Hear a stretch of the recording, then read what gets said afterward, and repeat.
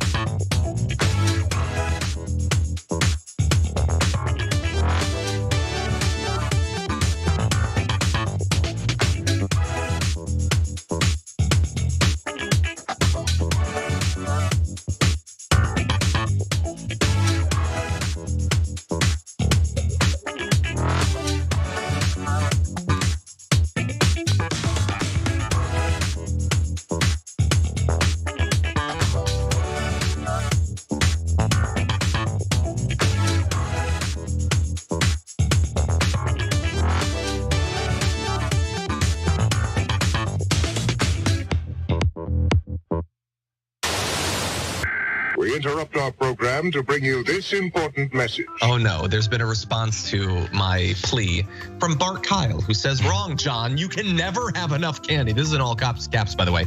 But if you're a diabetic, I get it that it's a buzzkill. There's this thing that I'm part of called life. And one of the great joys and sweet rewards it has is candy. If you're not enjoying some candy and accepting its sweet rewards, you're buzz-killing life, John. But hey, more ice cream and candy for me in the building because happiness comes in small doses. You eat that chocolate, you smoke that cigarette, and you drink that gin and tonic. Eating candy reminds you that you're alive.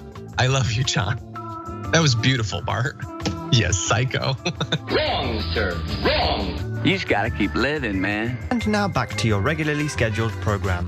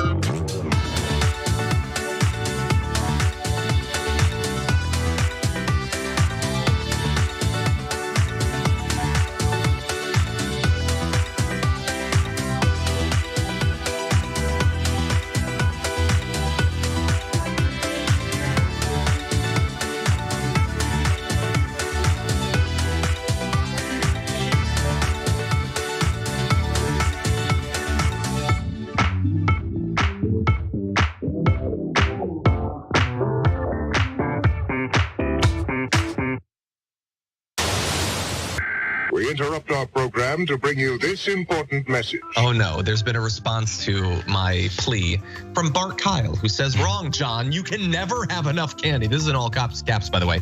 But if you're a diabetic, I get it that it's a buzzkill. There's this thing that I'm part of called life. And one of the great joys and sweet rewards it has is candy. If you're not enjoying some candy and accepting its sweet rewards, you're buzz-killing life, John.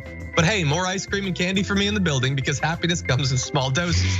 You eat that chocolate, you smoke that cigarette, and you drink that gin and tonic. Eating candy reminds you that you're alive. I love you, John. That was beautiful, Bart. Yes, psycho. Wrong, sir, wrong. You just gotta keep living, man. And now back to your regularly scheduled program. Woo! It's up!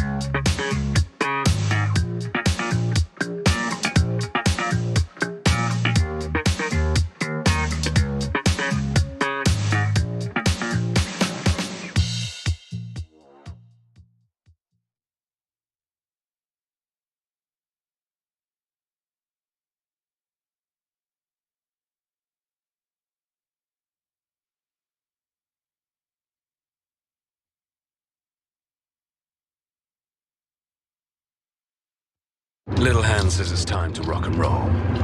Bring the noise.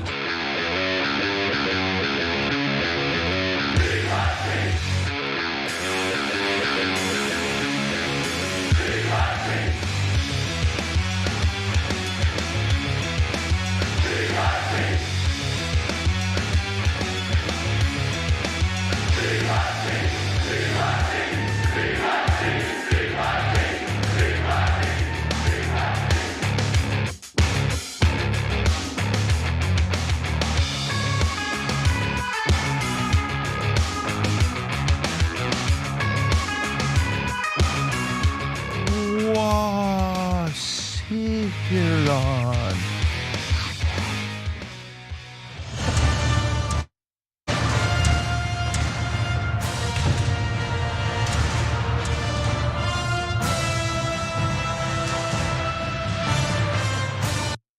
All right, power panel. Jane Huger, John Iadarola of Damage Report fame. Join the Thunder. Okay.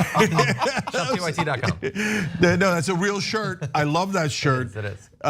Thunder means a group of dragons. Did not know that. Now I know because Dragon Daddy over here. I learned it in school. And not only John, but Mark Thompson, but not just Mark Thompson, the Mark Thompson. Thank you, Jake. Because Mark's got a new show on YouTube. It's called The Mark Thompson Show. That's how you're going to find it. If you don't put the "the" in there, you get a Christian ventriloquist. It's true. Yeah. It's true. I do think he's copying Megan though with spelling it Thee. That seems needless. All right, that's a thought though, John. Thank you for that. I bought my credibility glasses to TYT today. Oh, very good. Forgot the hat, so I may rock the hat. I know the hat is something that it's a nice hat. That is a bit of a trademark for you. Yeah, I usually rock a hat. So I may wear the TYT merch whenever I can. Something. Okay. All right, here we go. All right, Mark the Stallion.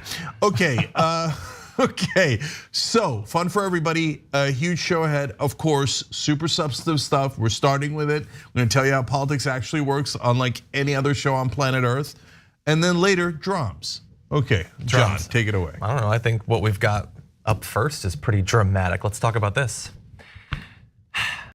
You were probably taught in school that America is a democracy, and sure, it has some of the characteristics of that, but I want you to take a look at the results of a new report from Americans for Tax Fairness about billionaire spending in this election cycle, and we're gonna try to figure out if that's the best classification for our country. So they have found that as of September 30th of this year, billionaires in the US have spent nearly $900 million in these, I'll remind you, midterm elections. And they only counted up until 5 weeks before the election. And I've got news for you. There's a lot of campaign spending that happens in those last 5 weeks. Yes, they spent $881 million. So even if that was it, and there's no more spending between then and election day, that would already be 44% more spending than the 2018 midterm cycle, which was a huge one. That was the Democrats' chance to take back the Congress after Donald Trump and the Republicans had been in power for years. They've almost spent half again as much. They spent $611 million in that cycle. Okay, by the time we're done with this one, they're probably going to hit 1 billion. And bear in mind, there's not a lot of billionaires in this country, but they have spent 7.4% of all of the money received from any source by candidates, parties, and political action committees this election cycle. And I may not have made clear with the tone of my voice in that graphic, but that's amazing fact number 2. Because billionaires spending close to $1 billion in the cycle is insane. But the fact that they can do that, and that's 7.4% of all of the spending, means that there's a lot of money being spent. In fact, according to the most recent estimates, this midterm cycle is going to top $16.7 billion. It's the midterm elections.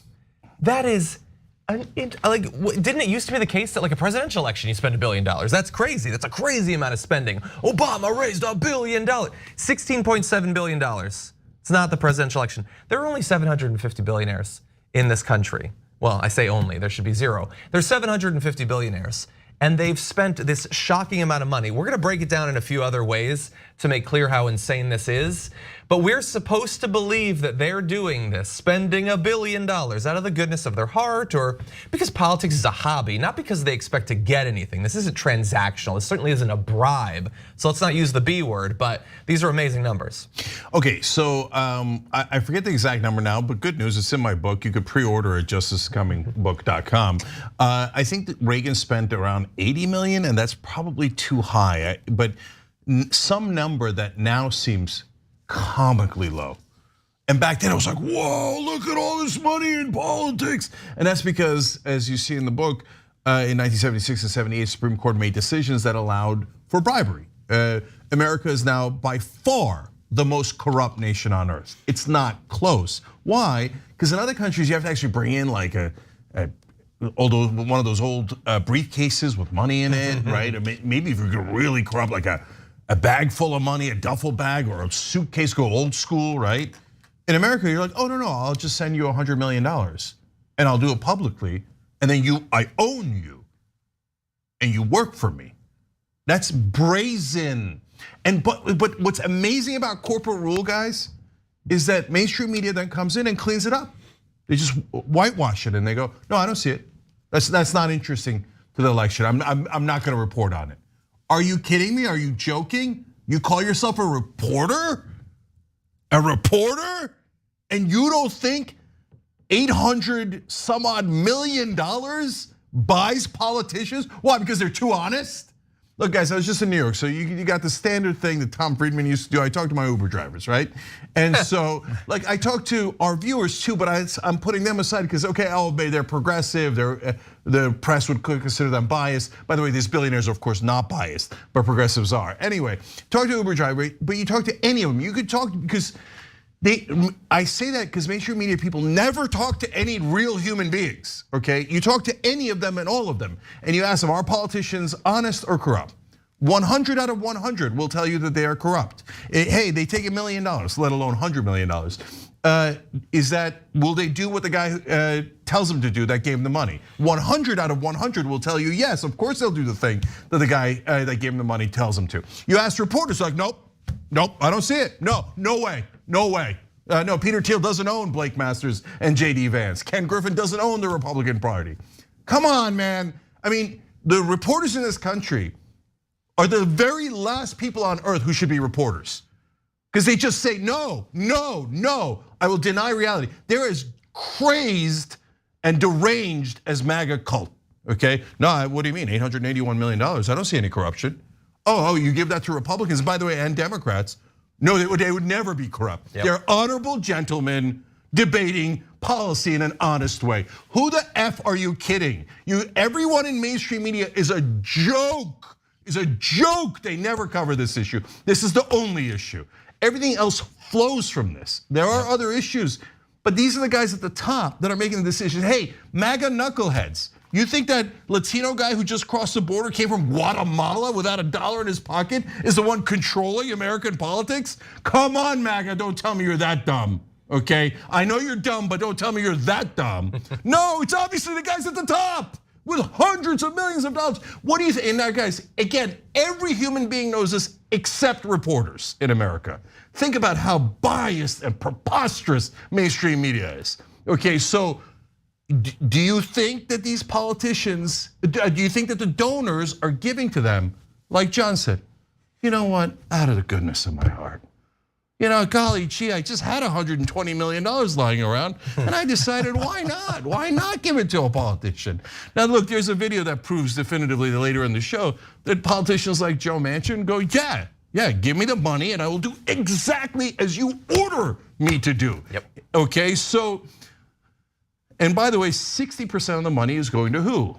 Republicans, of course. But by the way, that means 40% of the money is going to Democrats. It's actually 59-39, right? And so, by the way, if the mainstream media ever, like pundits and stuff, covers this, they will say Mitch McConnell is corrupt and they'll be 100% right about that. They're very rare people who mention it. But if you say, okay, and so is Nancy Pelosi, they're like, how dare you?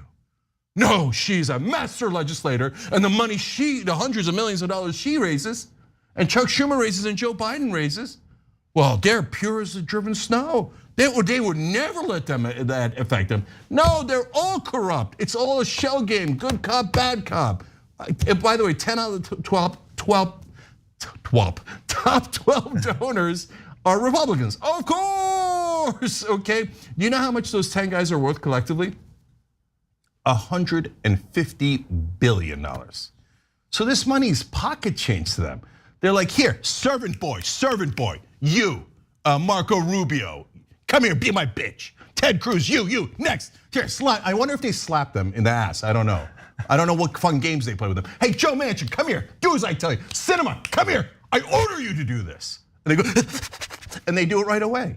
But do any reporters tell you that? Nope, nothing. Corruption, $881 million. Would that affect human beings? Would it, editor? No, right? We never talk about it, right? Executive producer, never talk about it. Guys, you wanna know why?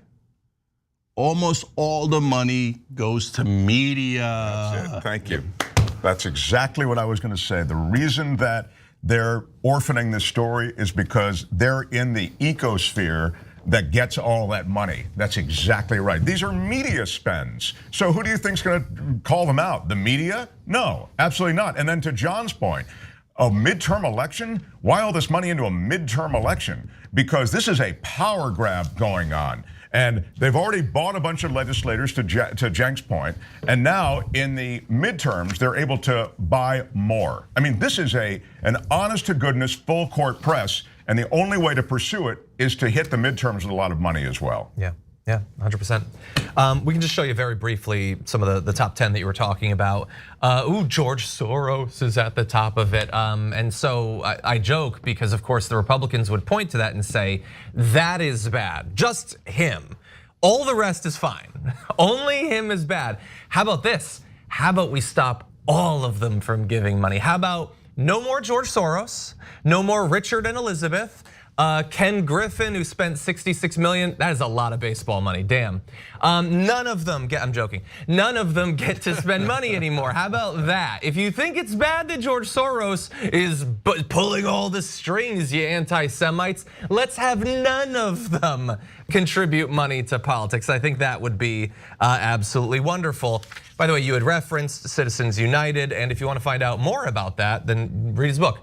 But for now, if we could jump ahead to this chart, you're gonna see billionaire contributions by midterm cycle. And this is crazy fact number 3. Back in 2010, they contributed $32 million in bribes. Citizens United passes, and look at how that rises. What is it gonna be in 4 more years? Is it 1.5 billion? Is it 3 billion at that point? Is there any limit to how much they will give?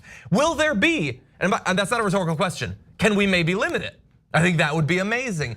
Does anybody think, can we bring up that chart one more time? You know how like we all kind of agree that things are really bad in America, particularly in terms of our politicians, their qualifications, political rhetoric. Does anyone think that that has helped? A massive exponential increase in billionaire campaign spending? Does anyone think that that's made things less extreme, less partisan, less tribal, less violent perhaps? Does anyone think that? No, regular people don't want this, by the way. A poll this year of 2,000 registered voters found that 66 to 21% people wanted the ability of billionaires to contribute unlimited amounts of money to be restricted. So this is not a controversial thing. In America, 66 to 21, that's the most lopsided poll you're ever gonna find. They don't want billionaires doing this. And they know that, they hold that position, not even knowing all these numbers. They don't know how insane it's gone up. They don't know how much these individual billionaires have given. They don't even need to know the breakdown by party or anything like that. They just know deep in their bones that this is unjust and it's wrecking our country. That poll is actually framed in a very positive way towards the right wing, and it still came out 66-21. There's another poll that says, do you think that politicians represent their donors or their voters? 93 to 7. 93% of Americans say, of course they represent their donors. Obviously they don't represent their voters. If you did that in media, it would be the exact opposite. I think you could find 7% that are honest, never talk about it on air, but 7% who say, oh no, yeah, obviously they work for their donors. And 93% of reporters in the country would say, no, They do not represent their donors. How dare you? How dare you besmirch the good reputation of the moderate Joe Manchin? Okay, so now that leads to Republicans who say, oh yeah, you're gonna limit Soros's money in politics? You're gonna limit the union money? Yes, of course we would. I don't want their money either. I don't want anybody buying politicians. Why is this a complicated idea? Yep. And the reason is because you're used to corporate media and right-wing media. Mainstream media says, well, maybe you limit Republicans' money, but overall we never talk about it. It's all perfectly good. Right-wing media says, oh yeah, Soros, you limit his money. The Koch brothers, Ken Griffin, no way, you don't limit their money. They're wonderful billionaires. They're doing actually pro-billionaire propaganda on Fox News. That's why you even got that 21% number. Because they're like, oh, I heard on Fox that I'm a billionaire. Billionaires are great. They're saints. No, except Soros. Soros is bad. All other billionaires good. No, you schmucks, and they're not bad or good. They just shouldn't be allowed to bribe politicians. No, they're It's bad. the most obvious thing in the world. Okay, we could disagree about that. One last thing. They are. Okay. No, these. By their very nature, you hoarding all of that money and the ways that you got it, the ways that you had to manipulate our economic system, the amount that you've extracted from your workers, it is inherently bad. You might be charitable too, but overall you're bad. Okay, I don't agree with that, but that's okay. God bless. So now, guys, why do they do it? Last thing. So by the way, when you mentioned baseball, I thought you were being serious for a second because one of the top donors is the Ricketts family and they own the Chicago Cubs. So I thought you were making a reference. I was like, oh no, Ken Griffin, I got it. Yeah, I was referencing him because I know I have deep knowledge about sports. Yeah. Okay. There are a lot of sports ownership groups that pour a lot of money into politics, and Jake's right about that. Oh yeah, 100%. And they're almost all bad guys. Okay, now last thing is, why do they do it? So Adelson, for example, Sheldon Adelson owns casinos in like the Venetian, et cetera, not just in Vegas, but he makes most of his money in China and Macau. And he does it because it pays. And so again, in my book, sorry, but it's where I summarized everything, right? I explained the Adelson primary. And so they went and all kissed his ring, and the reason was because 3 different cycles, Sheldon Adelson gave over $100 million to the Republicans. What did he get in return? Because he's not a dumb businessman. He's one of the richest. He was one of the richest men in the world. He passed away very recently. Well, one of the things he got was lowered the estate tax just in the nick of time.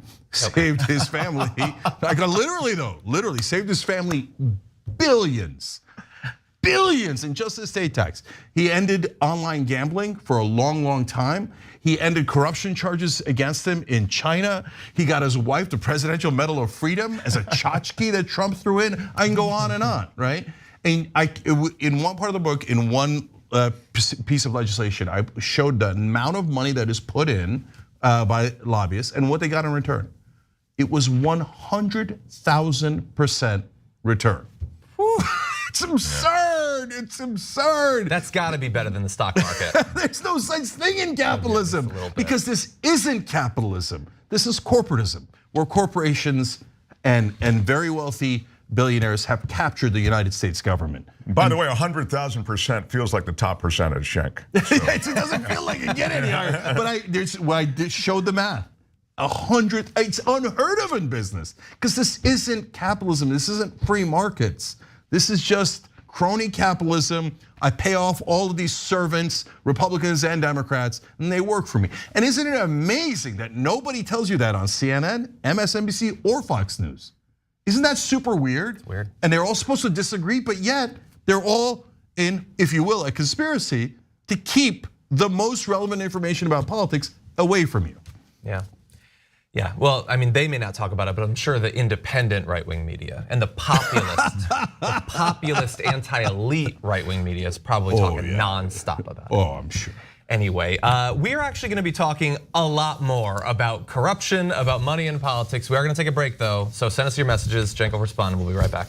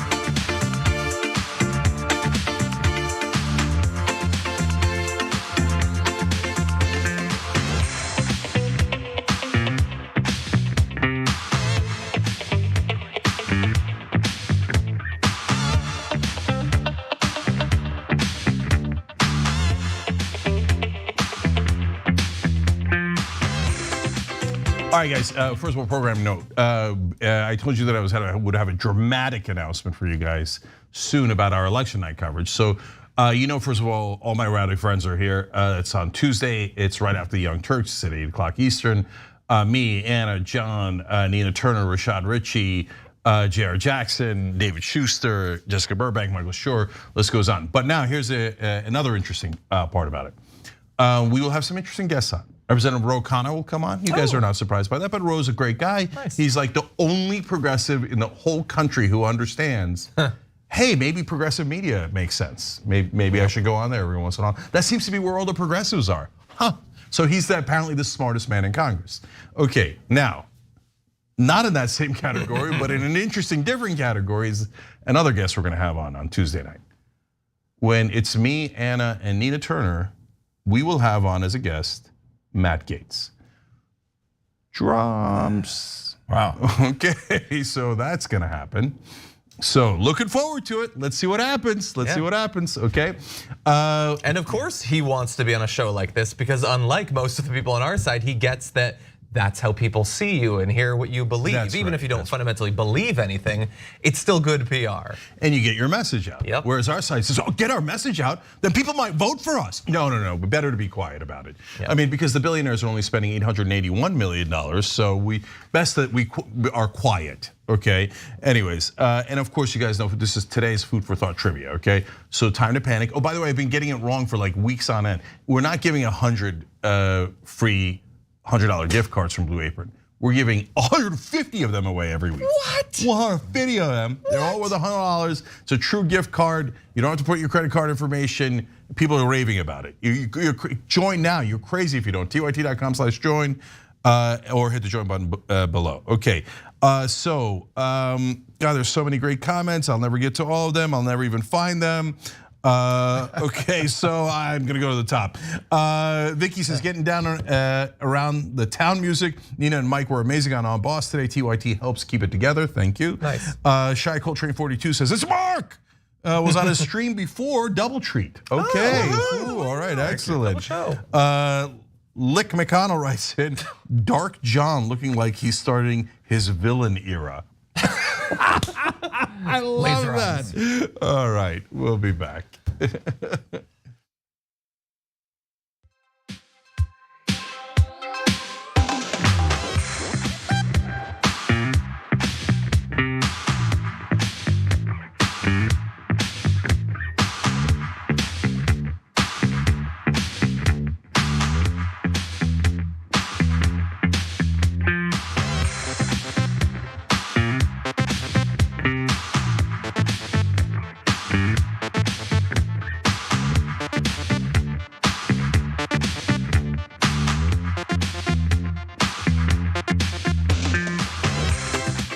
Back on TYT, Cenk, Mark, and John with you guys. A lot of news, so let's get to it. A lot of news and a lot of lies. Take a look at this.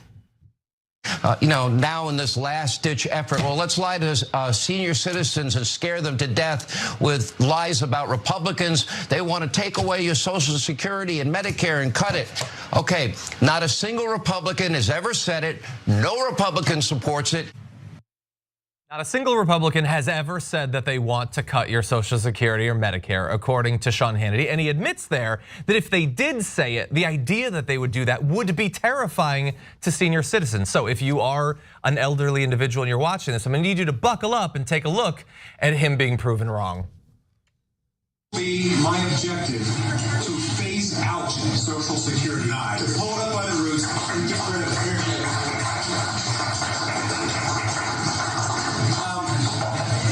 People who advise me politically always tell me that's dangerous, and I tell them, in that case, it's not worth my running. That's why I'm doing this. We're getting rid of that. Medicare and Medicaid are of the same sort and need to be pulled up. So that is Mike Lee, who's only, to be fair, only a senator, only might sponsor legislation to accomplish those goals, might vote to get rid of Social Security and Medicare, as he has been working towards for 12 years. That was back in 2010.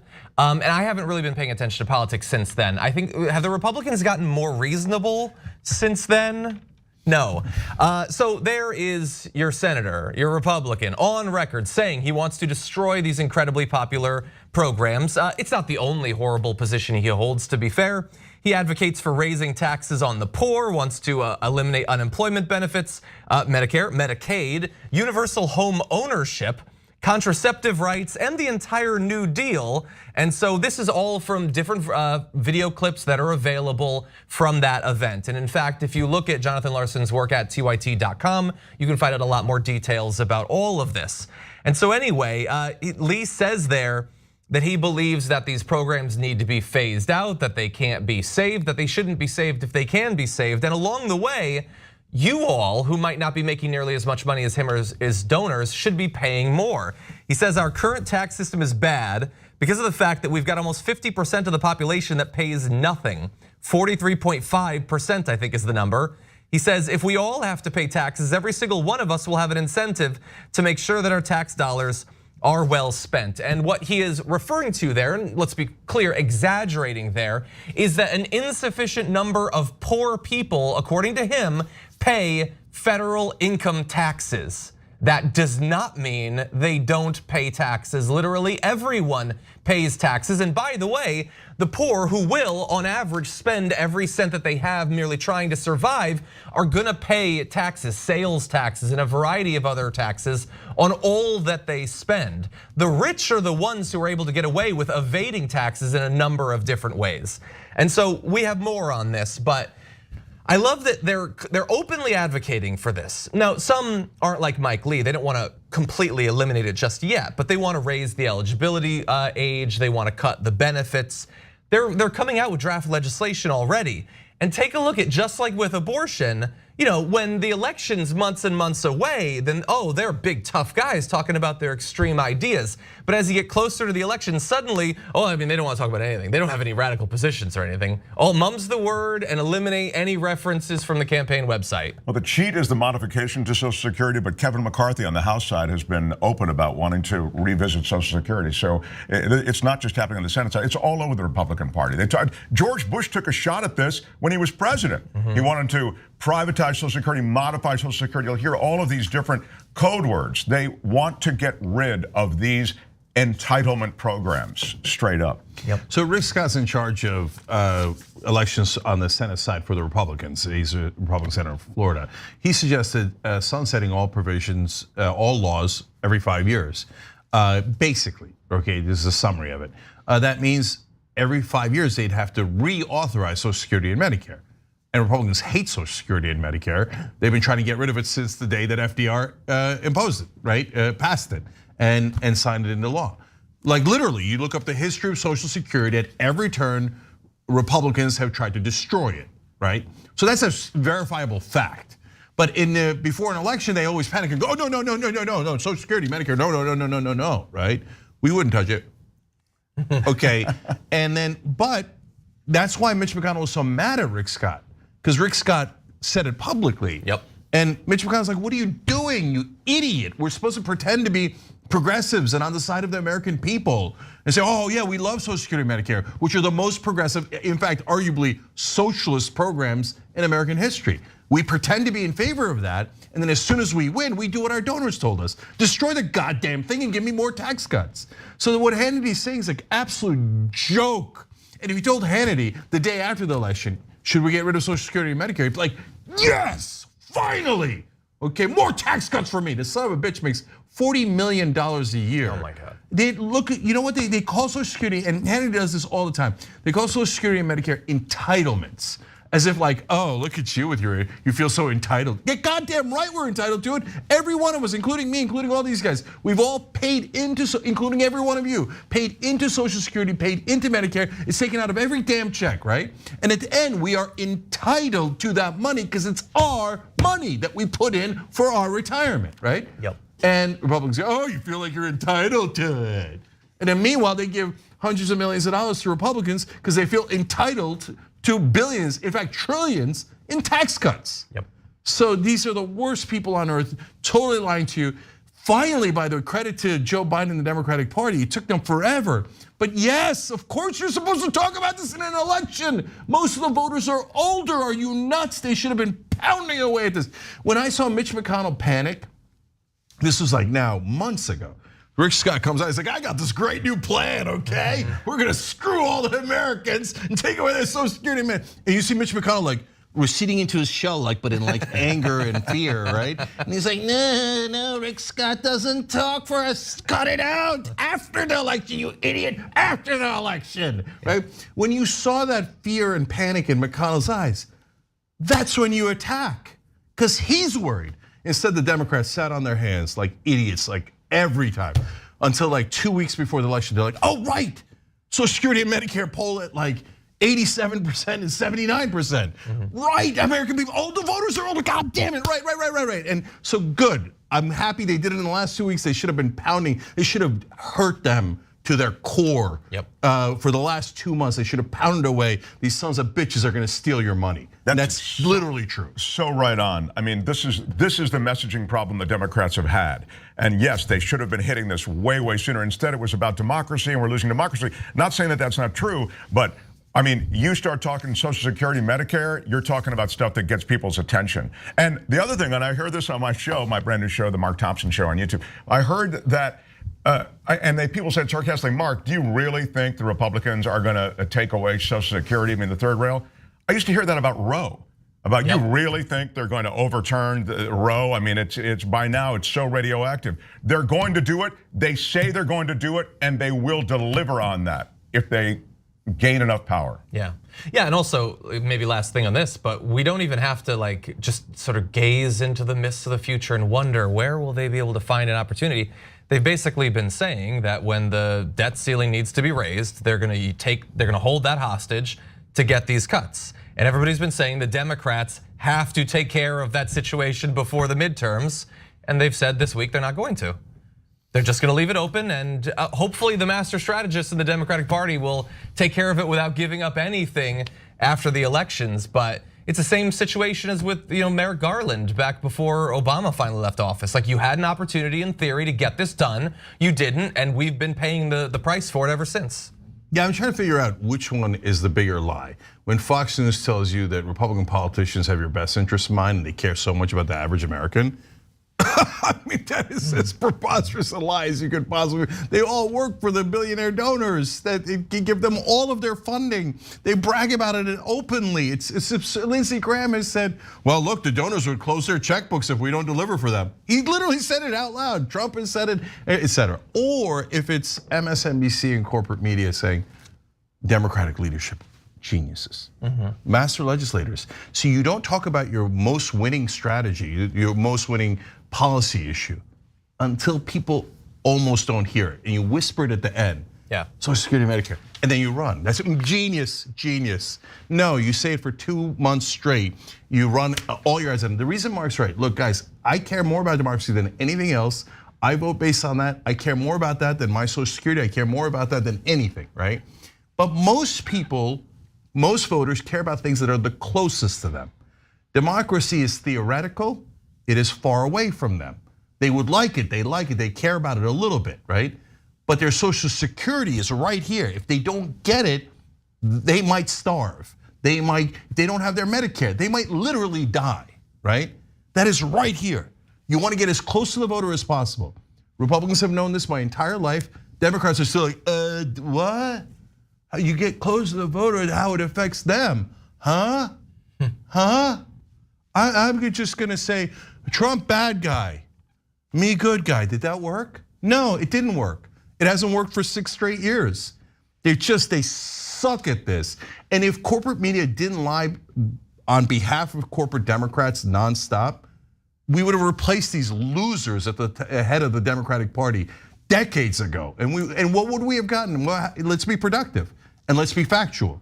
So what would I replace them with? It's not a matter of just progressives. I would replace them with people who are aggressive and know that you're supposed to fight your opponent and not lay down to them. Come on, guys, isn't this the most obvious, simplistic things you've ever heard in your life? So what's the proof of concept? John Fetterman, Tim Ryan. John Fetterman is on the edge of retaking a Republican seat, even though he had a stroke, okay? If he hadn't had the stroke, he was gonna be up by 10. Tim Ryan is in an R+10 state in Ohio. And he might beat JD Vance. And even if he doesn't, he's this close. Why? Tim Ryan and Fetterman don't agree. Tim Ryan's more conservative, John Fetterman's more progressive. No, but the thing they agree on is they run aggressive. They say, well, I'm gonna take down that son of a bitch ass kisser, okay? And people go, oh, I like that. Remember, we're not in a Democratic primary. The general election voters like that. Yeah. My whole life I've been saying this, and I've been called a radical. I've been called everything. They say, oh, Jake, you're such a rookie. No. The way you win elections is you tell people that the other side is better than you.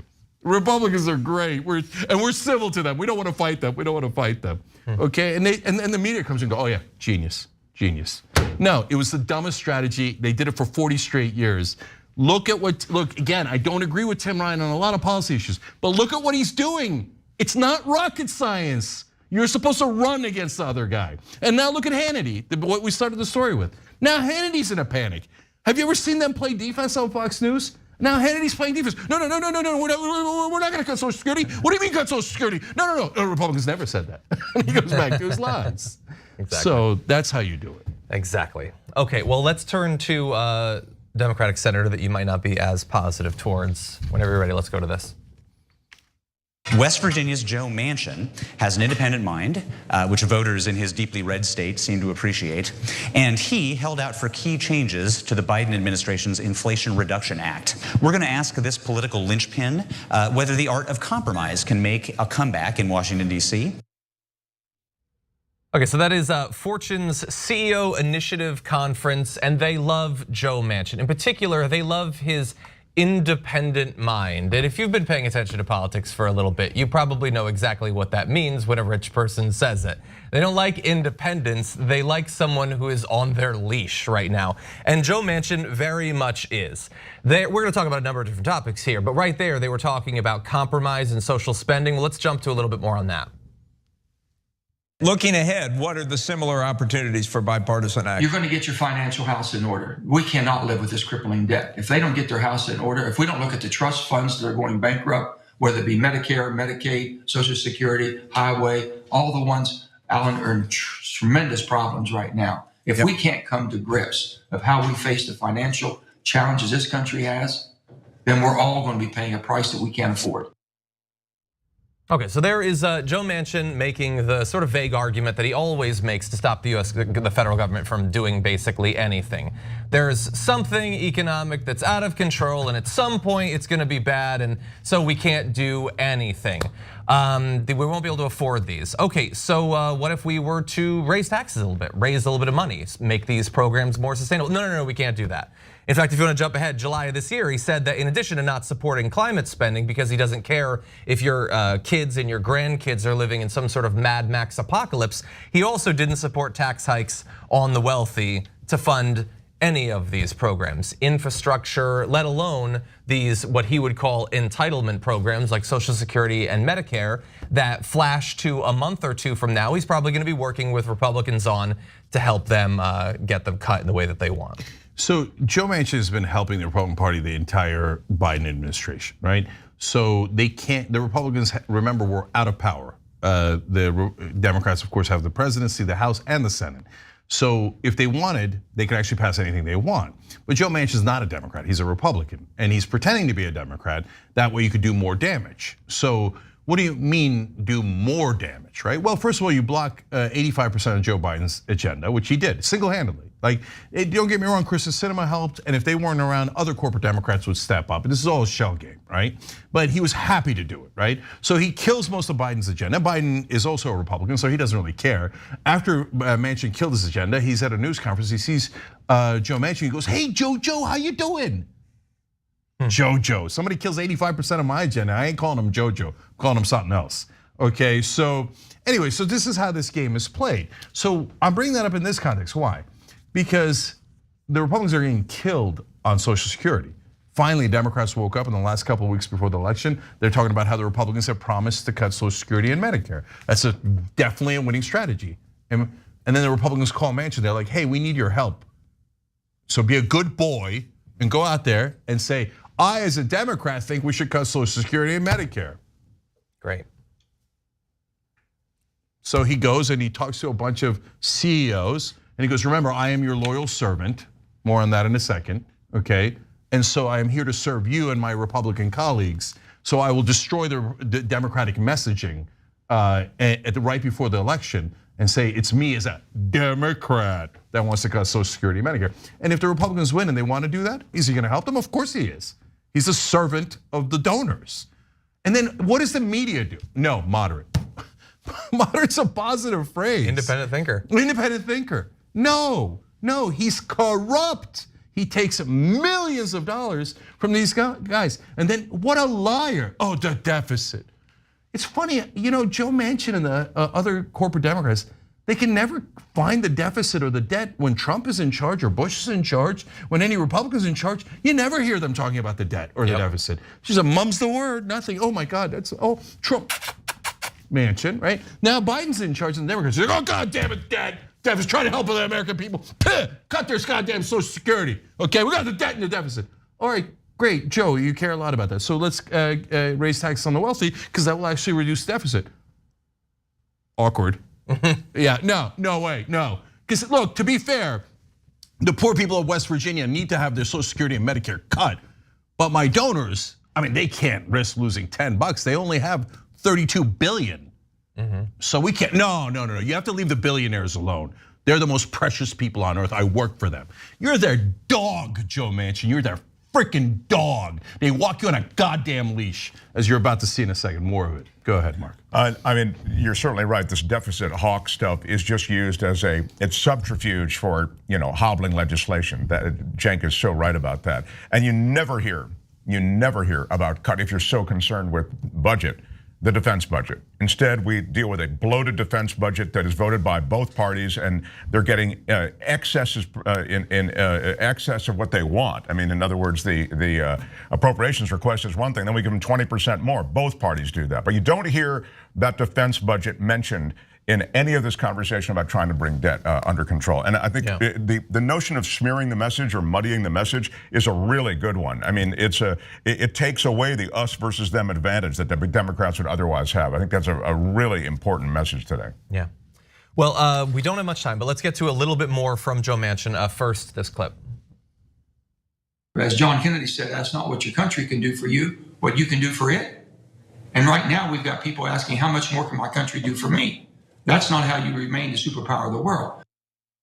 Well, how about this? How about we ask the billionaires, what can you do for us? I feel like you could give a little bit more in taxes, still be fabulously wealthy. You could still buy as many islands as you could ever hope to see in the rest of your life. But maybe then we wouldn't all suffer. But no, you're the one who's supposed to suffer. Regular people are supposed to suffer and give and sacrifice, not the wealthy. I wanted to read one more quote from him because he also talked about campaign contributions to these CEOs. And he said, he was contrasting the way that these CEOs invest in their business and the way that the corporations invest in politicians. And he said, they've done that by taking risks, getting a return, expecting returns on investment. The investments you've made in politics from the Democrat side and the Republican side by asking nothing in return is a foolish investment because you would never do that in your business world or your private life. So he believes that these corporations are not expecting anything. They're also apparently not getting anything from these contributions, but they should. He thinks they're being foolish because they're not openly bribing politicians enough. They're just giving corporate money out of the goodness of their heart and not expecting any return. That's what professional politician and full-grown adult, I checked, Joe Manchin had to say to this group of CEOs. He literally is saying that if you're a 73-year-old retired coal miner in West Virginia, you need to do more for your country. But if you're a billionaire that funds this campaign, you don't need to do anything more for the country. You're good. It's disgusting. But I want to play one more Manchin clip. Watch what he says here. Bipartisan action used to happen on a fairly regular basis. Yeah. Why has it gotten so hard and so much worse? The rules of how you participate in the Senate or in politics. Now you can't go out to dinner with a lobbyist. They looked at that as a bad thing, that they were peddling influence. The lobbyists basically would go out and have different functions. Democrats and Republicans would come together. Those things have changed because there's no camaraderie right now. What can the business community do to better engage with this somewhat dysfunctional political system you've been describing. Why don't you do this? Tell a politician when they come to you, say, listen, I'm sorry, I don't give checks, I don't give a donation or a contribution to any politician, but I'm willing to make an investment. What should I expect from you? What are you going to do? What have you done in your political life? And what will you do if this is your first time? Tell me so I can make a decision on whether I want to invest in you, because I can expect something in return. Wow, he said it out He loud. just said it. That's He just said it. That's all that is. He just said, invest in a politician and then demand to know what he can do for you. That's in return. In return, that's quid pro quo. That's the definition of corruption. He just said it on tape. Now, what's going to be amazing, guys, and that's why we do predictions on this show, so you can understand how politics works. You will not see that on a single cable news station. You will not see the New York Times write about it. You will not see Washington Post write about it. That is an amazing admission of corruption. He's talking to CEOs. There's a giant CEO label right next to him. And he says, you should bribe us, and then you should demand that we work for you and that you get a return on investment from us corrupt politicians. Yeah. And then all of mainstream media will say, no, that's not news. No, all these politicians are dirty, corrupt, terrible, immoral people, okay? So when the mainstream media lies to you and say they're honest, and Joe Manchin's a moderate from West Virginia, that's why he has to serve his voters. His voters want him to work for CEOs in New York. Do they? Do they? You goddamn liars. Why are you lying on behalf of Joe Manchin? So this is corruption defined. Republicans and corporate Democrats like Joe Manchin working together with CEOs to screw the rest of us. Yeah. This is not democracy. This is flat out bribery and corruption. And that's America. They've turned America into the most corrupt nation on earth. It's disgusting. All right, we got to take a break. We'll be back.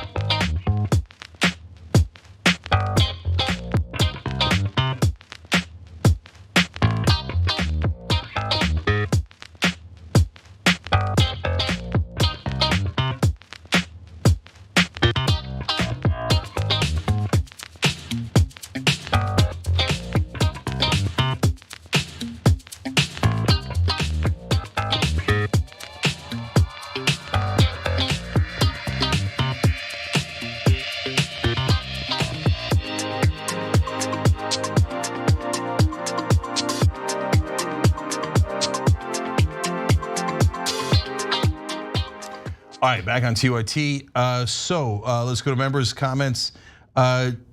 John Boo Gino writes in, John looks like he's in my uncle's motorcycle gang. That's funny. All right, the Dragon who says, niece says, money is speech and corporations are people. There's some serious Orwellian crap that most people just gloss right over. Yeah, that's exactly right. We're the only ones who don't gloss over it, but mainstream media is like, of course money is speech, and of course corporations are human beings. I saw Bob the other day turn into a corporation, and I'm a reporter. Okay, so Mr. Lundberg writes in, actually, Cenk, I hate to say it, but I did need to enter a credit card details for Blue Apron. I'm gonna look into that, brother, because when I take that feedback from you guys, I'll look into it tonight, because that's not supposed to be the case, okay? Hedgehog Dragon says, half hour late to the show because I was making dinner. Luckily, I'm a TYT member, so I can just rewind and watch delayed, but that's okay, because dinner was free with the Blue Apron gift card I got. That's awesome. 150 more of those tonight. It's an amazing time to be a member. The membership pays for itself. We give away so many of those, 150 each week, $100 in free food. And I love to see you guys taking advantage of it and getting it and then telling us about your meals.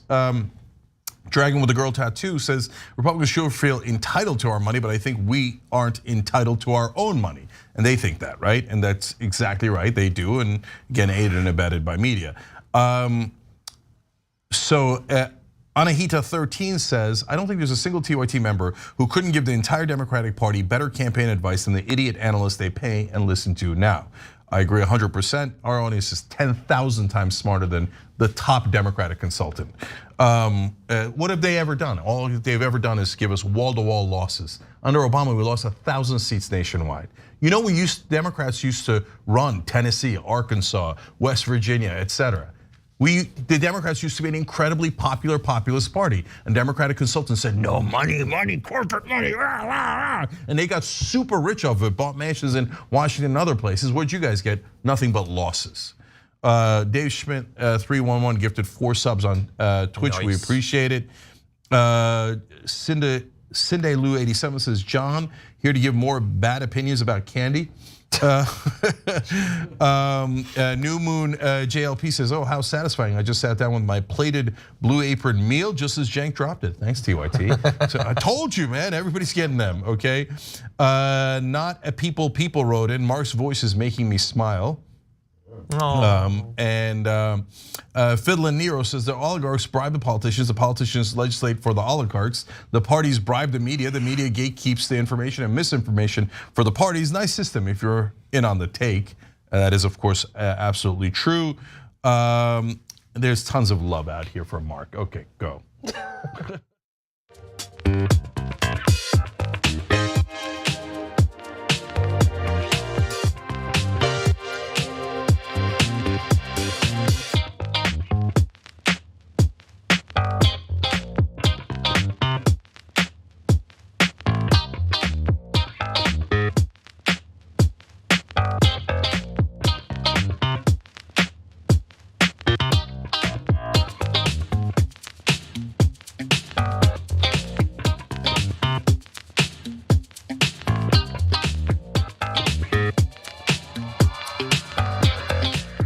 Back on TYT, Cenk, John, and Mark with you guys. I can't find the comment here, but one of our members suggested if I don't do the audio recording of my book that you should. Oh, okay.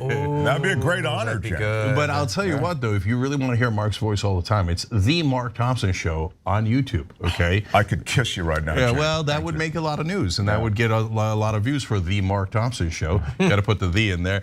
All right, The Dragon Daddy, go ahead. I will. Okay, let's talk about this. MSNBC has dropped the Tiffany Cross weekend show after a nearly 2-year run and under circumstances that are at the very least interesting. They chose not to renew her contract and for now will be filling her time slot with a series of rotating hosts. Her staff was informed of the decision on Friday morning, but they will apparently remain in place. Now, previous to this show, she had been the DC bureau chief for BET's networks. And Cross has not, as far as we've seen yet, spoken to media about this. But there has been speculation about why exactly this show, which is apparently quite popular, was doing very well in the ratings. Apparently, let's see, has averages the second most African American viewers of any weekend cable news show, 4.6 million viewers per month. And by the way, the show's audience skews 55% female. So all things that the network is saying that they're looking for and appear to have gotten, and yet she's now out. So there are a couple of different potential explanations about why exactly this happened. Some are saying that her relationship with the network was becoming frayed, in part because executives were growing concerned about her willingness to address statements made by cable news hosts on other networks and indulging in commentary executives felt did not meet the standards of MSNBC or NBC News. And so let's jump to the first of that. So there's 2 different instances of this that we can point to, perhaps there are others. After Megyn Kelly attacked her earlier this month and called her the most racist person on television, Cross called Kelly the blackface expert, referencing past commentary by Megyn Kelly about blackface costumes and that sort of thing. She later apologized, Megyn Kelly, in that particular case. There was also an incident that you might remember from just a week or 2 ago with Tucker Carlson, where Tucker Carlson accused her and MSNBC of trying to incite a race war against white people, and in particular, threatening white women who are, in his words, of course, the key to reproducing the white race. Yes, that is a quote that an anchor said on a show, Tucker Carlson there. He said that she's trying to foment white genocide. She's trying to replay Rwanda's 1994 ethnic cleansing. But in this case, it would be white people who were wiped out. And so because Megyn Kelly called her a racist and she responded, and Tucker Carlson said she's trying to get hundreds of millions of white people to be killed, she's gotta go, I suppose. Now, in the last 24 hours, she did also have some commentary about Ron DeSantis and Florida. That is interesting. I can't actually say some of these words, but it referenced Florida as being the, I'm gonna say, penis of America, and that it should be castrated. And so that's controversial. Now she means it as a metaphor. She doesn't actually want to cut off a la Bugs Bunny, Florida, so that it like drifts off into the ocean or anything. But those might be some of the reasons that she was fired. Yeah, okay, we're hiring, just so you know. We'll be talking to Tiffany soon, if she's interested. Because look, I don't know that we're gonna particularly hire her. We'll have a conversation about it. But I'm interested in aggressive hosts. I'm not MSNBC, who thinks you should be a doormat for Fox News and allows Tucker Carlson to fire your hosts. What a loser network. Tucker Carlson attacked her. She said something back and you fired her? That's a surrender to racist, fascist Tucker Carlson.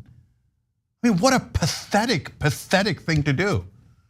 Now, look, guys, when the news came out this morning that they had severed the relationship, I thought, I don't know, man. People are saying crazy things these days. Maybe she said something crazy behind the scenes that I don't know about. So I said, look, barring something that she said that I don't know, it seems like this was a terrible move, right? But I was worried. But no, it's that's gone now. Because let me explain why. So someone who's got really good ratings on MSNBC, but all of a sudden have MSNBC executives leak about them and then sever the relationship. Gee, I don't know who else might have been in that situation. So for those of you who don't know, that was exactly what happened to me. I was the 6 o'clock host for MSNBC. MSNBC starts, I had the best ratings they had ever gotten at 6 o'clock. I literally, in the conversation with the head of MSNBC, said, ratings are not an issue, right? Obviously, because we all see the ratings and we all see that it was the best they'd ever gotten at that time slot. And he's like, no, ratings are not an issue. Okay, so then what's the issue? Okay, and when I was at MSNBC, the very first interview I said I was gonna kick Fox News's ass and make them cry. Okay, they called me in. NBC officials, PR people called me in and said, don't do it. I'm like, wait, I thought they were our competition. Aren't we trying to get press and beat them? They're like, no. You don't know how scary they are. I swear to God, this is a real conversation. They said they have some of the, they have our anchors and our executives followed. I was like, that's horrifying. Shouldn't you report that? You're NBC News. Shouldn't you report that the other guys are lunatics that are having you followed? I don't know it. I didn't get followed, as far as I know. Followed to what end? But you're telling me to be a coward, and that if I'm not a coward, I'll have trouble. And here she is. She was the most aggressive host on MSNBC by a long shot. Mehdi Hasan's a great host, okay? And so, Mehdi, watch yourself, okay? I don't want to put any ideas. But when I saw Tiffany Cross say these things that were true and aggressive on air, I was like, they're letting her say that. Maybe MSNBC's changed, right? Because there's new leadership, etc. They haven't changed at all. And look at this leak. Now it's for sure that she didn't say anything outrageous off air that we don't know about. The executives leaked to Variety and told them, yeah, she dared to fight back against Tucker Carlson and Megyn Kelly. That's not what NBC News does. NBC News lays down like a goddamn doormat and lets the fascists walk all over them. Yep. And remember, Tiffany, you are not to do the news, you are not to be honest, you are to do corporate media. You don't see corruption, you don't see racism, you don't see any problems with the Republicans. Our job is to kiss their ass. We're MSNBC, the left-wing station. Hilarious joke, thank you. Thank you for proving what a joke you are. Like I said, Tiffany, call me. Well, on this one, I think you have to yield to Cenk. He knows MS, their culture, and what they'll accept, and they're so mainstream. But as Cenk was speaking, I was thinking, wow, in a way, they're a reflection of the Democrats and some of the points we've made this hour, which is that there's sort of a politeness and a tame quality to Democratic messaging, and it's only lost elections. And the in-your-face quality that you need, especially now, to cut through the media noise, that is in short supply in the mainstream media, with certainly opinion hosts. And so I think, as I say, when it comes to the actual specific culture at MS, Cenk is pretty much the ranking officer on deck, but it would seem as though they're all about the politeness. So I want to say one last thing about this, because guys, think about the contrast. Because it's not that MSNBC can't be tough. If you remember in 2020, when Bernie Sanders won the first 3 primaries, Chuck Todd called his followers brown shirts. His family died in the Holocaust, and he called his followers Nazis. That's as tough as it gets, right? Chris Matthews said that if Bernie Sanders wins, there might be executions in Central Park. Jeez. Okay, so they know how to be super tough, but only towards the left wing. I mean, look at corporate media. It's just a hall of mirrors. Everything is an illusion. They set up a left wing channel that only attacks the left wing. And if you attack the right wing, they fire you. Isn't that amazing? Madness. And then all of corporate media goes, oh yeah, MSNBC's left wing. MSNBC's the left wing. They know that the Republicans are right and the progressives are wrong. They are the left wing. And unfortunately, they brainwash people like Fox News does. And they brainwash them into voting for corporate Democrats and voting against their interests. I'll give you one last stat. In Mississippi, 65% of Democratic primary voters wanted Medicare for all. But the press told them, Bernie cannot win. Bernie cannot win. Bernie cannot win. Are you hypnotized yet? Bernie cannot win. Progressives cannot win. You must vote for the corporate Democrat. You must vote for the corporate Democrat. And so you know what they did? Bernie, who wants Medicare for all, they said no. Joe Biden says, I'm never gonna do Medicare for all. They voted 78% for Joe Biden.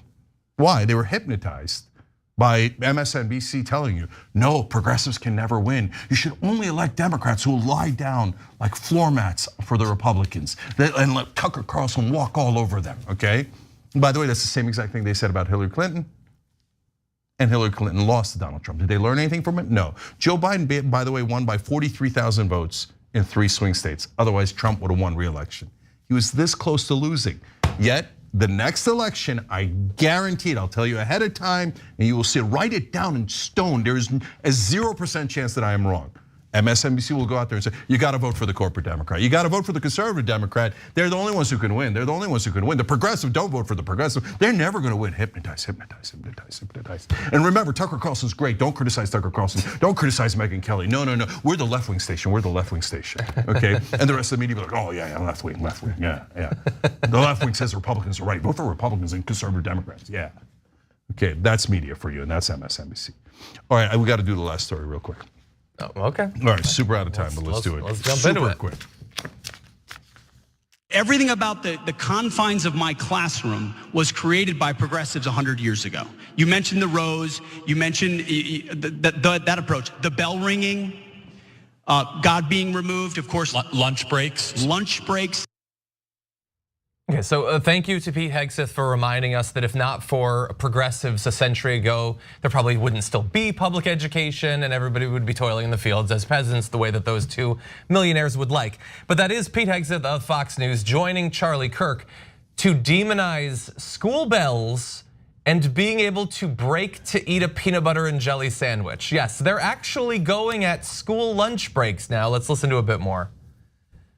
Different subject, social studies. The idea we're not gonna study civics, history, philosophy, theology. We're gonna create psychology and social studies and split it all up as if we can dissect human nature and through a scientific method, which they've invented. That's right. Create more perfectible human beings by controlling how they think and what they think. All created by progressives. So almost every subject and frame. Did you take social studies? I took social studies. The progressives made it up. It's a made up conglomerate of subjects meant to silo the way that we think, as opposed to basing all of wisdom in God's wisdom, in his word. And it all makes sense looking at it through that lens. I have to see a lot of right-wing media because of this job. I had missed that they apparently have an issue with the field of psychology now. The scientific method?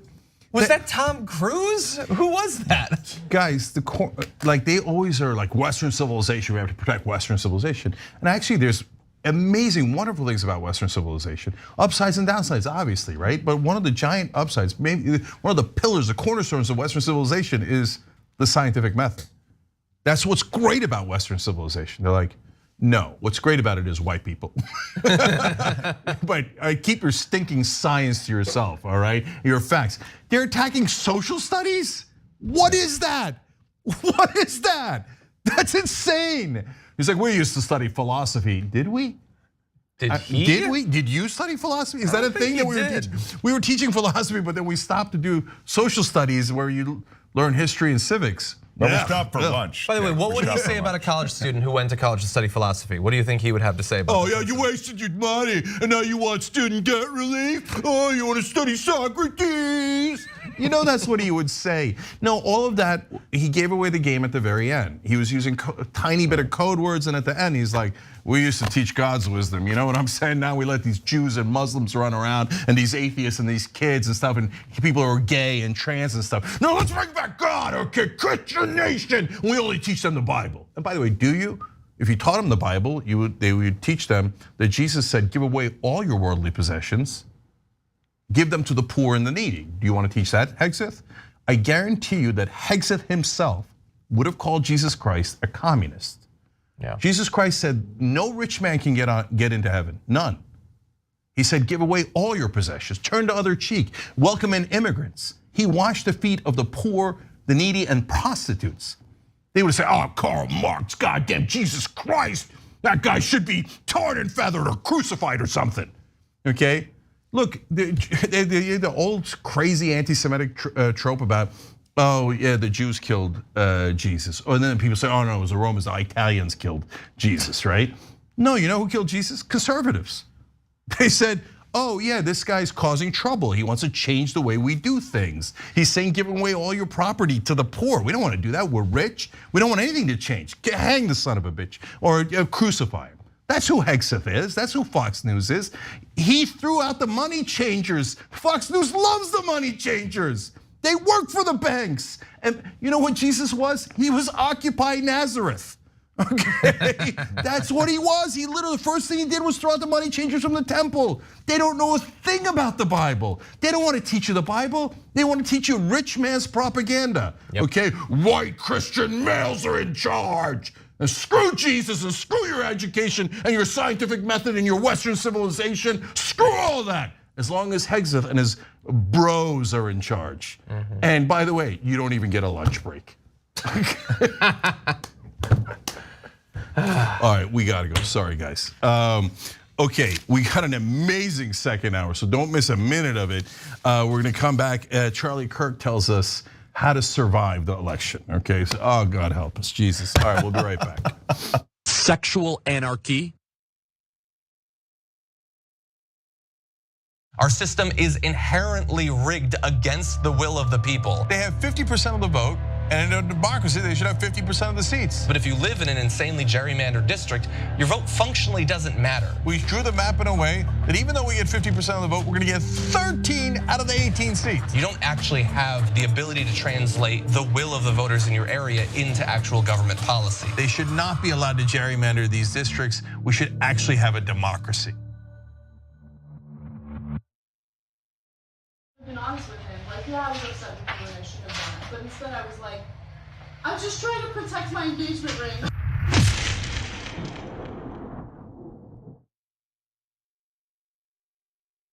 At TYT, our mission is to boldly pursue truth, challenge the establishment, and drive positive change. At a time when corporate capture of our media, our government, and our politics is nearly absolute, everyday working people need a champion to fight for them and to push back against the powerful interests that threaten our democracy itself. At TYT, we're proudly progressive and call out corruption and duplicity wherever we see it, from Republicans, Democrats, or anyone else. And unlike mainstream news media outlets, we're not beholden to corporate advertisers, to defense contractors, to Wall Street, or to big pharma. We only have to answer to our audience, and for nearly 2 decades, we've accomplished that by delivering honest, timely, and insightful perspectives on the day's news without fear or favor or concern for whose toes we might step on or which powerful elites we might offend. And while we're super serious about the news, we also manage to do it in a way that is fun and lighthearted. We can do this together and serve our audience, and yes, have fun doing it.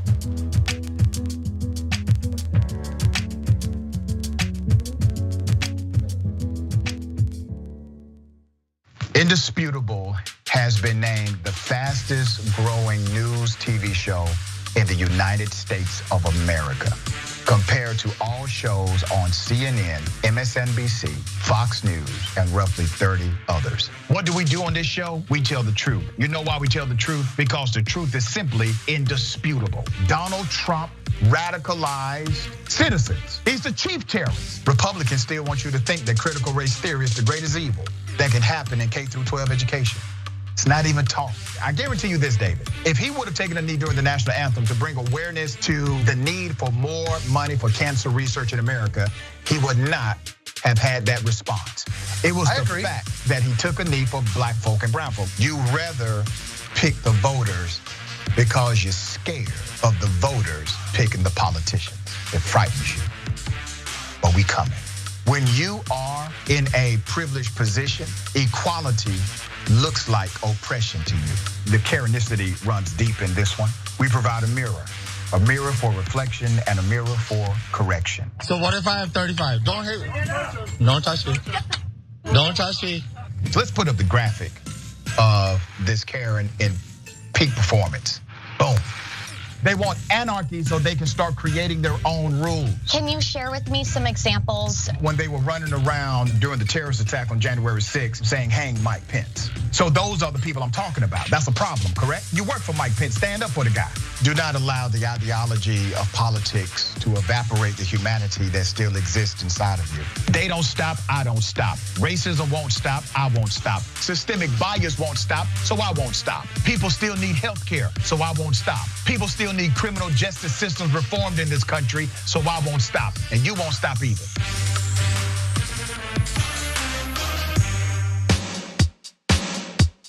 Truly believe that this is a human being. This, Without a doubt. without a doubt, Yes. this is a dolphin fetus.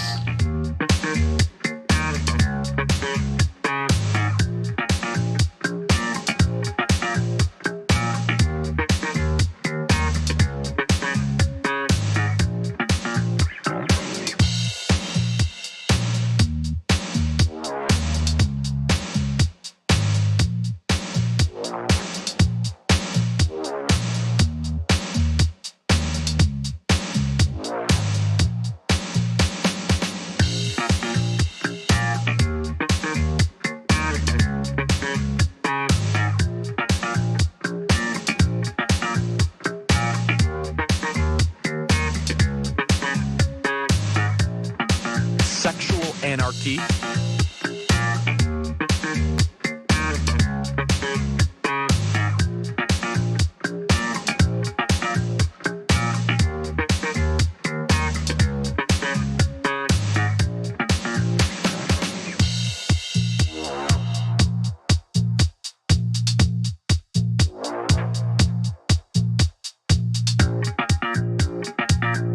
Sexual anarchy. Drop.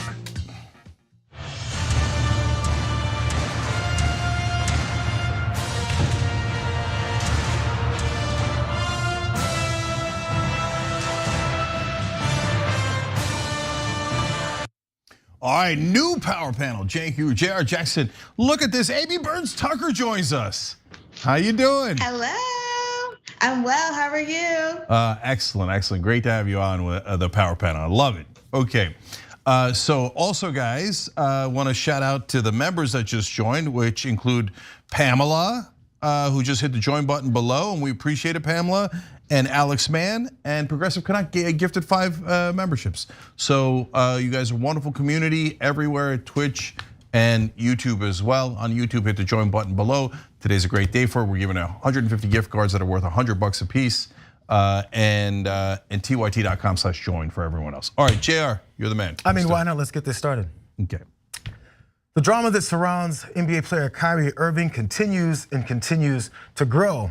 The Brooklyn Nets now have decided to suspend him for 5 games now without pay over his promotion of an anti-Semitic book and documentary over his refusal to apologize, explain, talk about it in any kind of meaningful way. So let's get into what this was first before we get into these punishments. Last week, Irving posted a link on Twitter to the film Hebrews to Negroes, Wake Up Black America, which is driven by anti-Semitic tropes about Jewish people, lying about their origins. Its false and outlandish claims about Jews include the assertion that the Holocaust never happened. There's lots in this, but that's not the only thing. The synopsis on Amazon said that the film uncovers the true identity of the children of Israel. Here's an image of a promo, I guess a flyer for that documentary there. Correct. The book version includes a large list of industries, from banking to book publishing, that European Jews allegedly dominate, before stating, using control of our money and the mass media, the European Jews gained control of our thinking. Elsewhere, the book refers to the, quote, Jewish-controlled news media. A bunch of things you never heard of before, I'm sure. None of those things have ever been mentioned before. I mean, this is brand new stuff. Kyrie is teaching everyone about it, though. But last night, the Nets said in their statement when they were suspending Kyrie, by the way, this has been a week long of this kind of drama before they finally suspended him. This is what they said. We're dismayed today when given an opportunity in a media session that Kyrie refused to unequivocally say he has had no anti-Semitic beliefs nor acknowledged specific hateful material in the film. This was not the first time he had the opportunity, but failed to clarify. It continued, such failure to disavow anti-Semitism when given a clear opportunity to do so is deeply disturbing, is against the values of our organization, and constitutes conduct detrimental to the team. And accordingly, we are of the view that he is currently unfit to be associated with the Brooklyn Nets. That sounds like he's on his way out. Now, people are questioning whether or not this is the beginning of the end for Kyrie and after these 5 games, and especially since, which I also read from Wojnarowski over on ESPN, he said this entire week of this drama, the ownership and the general manager have been trying to reach out to Kyrie, and any kind of communication we've talked about, from their connections to the ADL and talking about ways to rectify this, was all done through proxy people, not directly with Kyrie. He was not responding to folks within the organization. So after all this did happen, and after suspension came down with no pay, he committed $500,000 to some groups to help fight against hate. All these things to push back, but not an apology or an explanation. He then finally had this over on Instagram.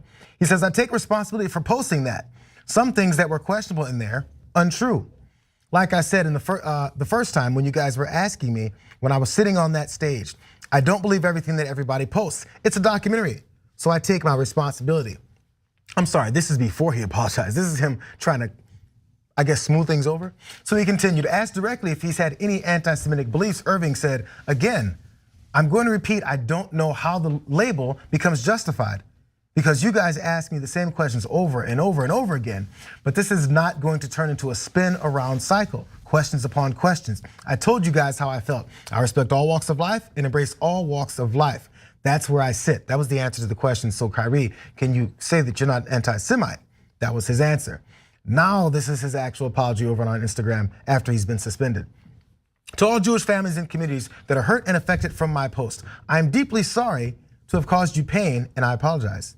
I initially reacted out of emotion to being unjustly labeled anti-Semitic, instead of focusing on the healing process of my Jewish brothers and sisters that were hurt from the hateful remarks made in the documentary. And lastly here, Jake, I want to clarify any confusion on where I stand fighting against anti-Semitism by apologizing for posting the documentary without context and a factual explanation outlining the specific beliefs in the documentary I agreed with and disagreed with.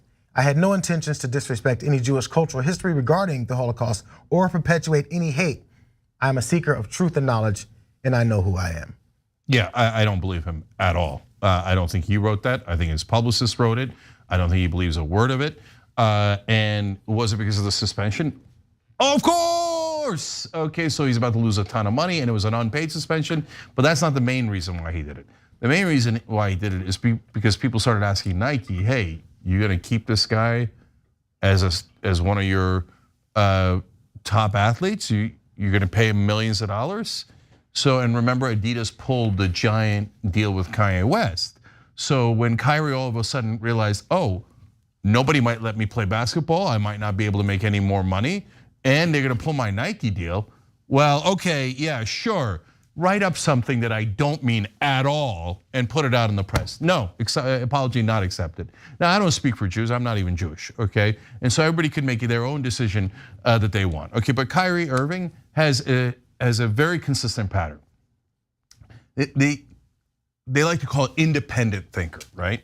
So all the independent thinkers somehow, though, wind up with the same hateful ideology. They're so independent. And they all wind up following some rando on Facebook, right? They're like, I don't believe 99% of the world's scientists. I believe Bob on Facebook. I'm not taking vaccines. Bob told me. I'm an independent thinker, okay? And do Jews run the media? That's a preposterous thing to say, okay? Look, I'll get back to that in a second. He's like, but most people say, and the facts say, that they don't. But Bob on Facebook here has a documentary, and I'm throwing Facebook under the bus here, but in this case it's Amazon, okay? And so I, as an independent thinker, came to the same conclusion: anti-vax, anti-Semite, anti-anything, okay? No, you're not an independent thinker. I have a much simpler explanation. You're a dumbass. And you're not supposed to say that. Oh, no, Kanye's a genius, and Kyrie, well, I mean, he could have his own independent opinion. Yeah, he does have his own independent opinion, the opinion of a dumbass. So now let me just say real quick on who owns the media and controls the media. I worked at MSNBC, one of the largest cable news stations. I had their 6 o'clock hour. That's a very important primetime hour. You know who my bosses were? Irish dudes. And above them were Irish dudes. Okay, so, and then by the way, I had a falling out with them. And I turned down like a 7-figure deal, etc. And if I was Kyrie or Kanye or whatever, I'd been like, they refuse to call me a visionary. You know what? It's the Irish media mafia. Or no, it's that random dude.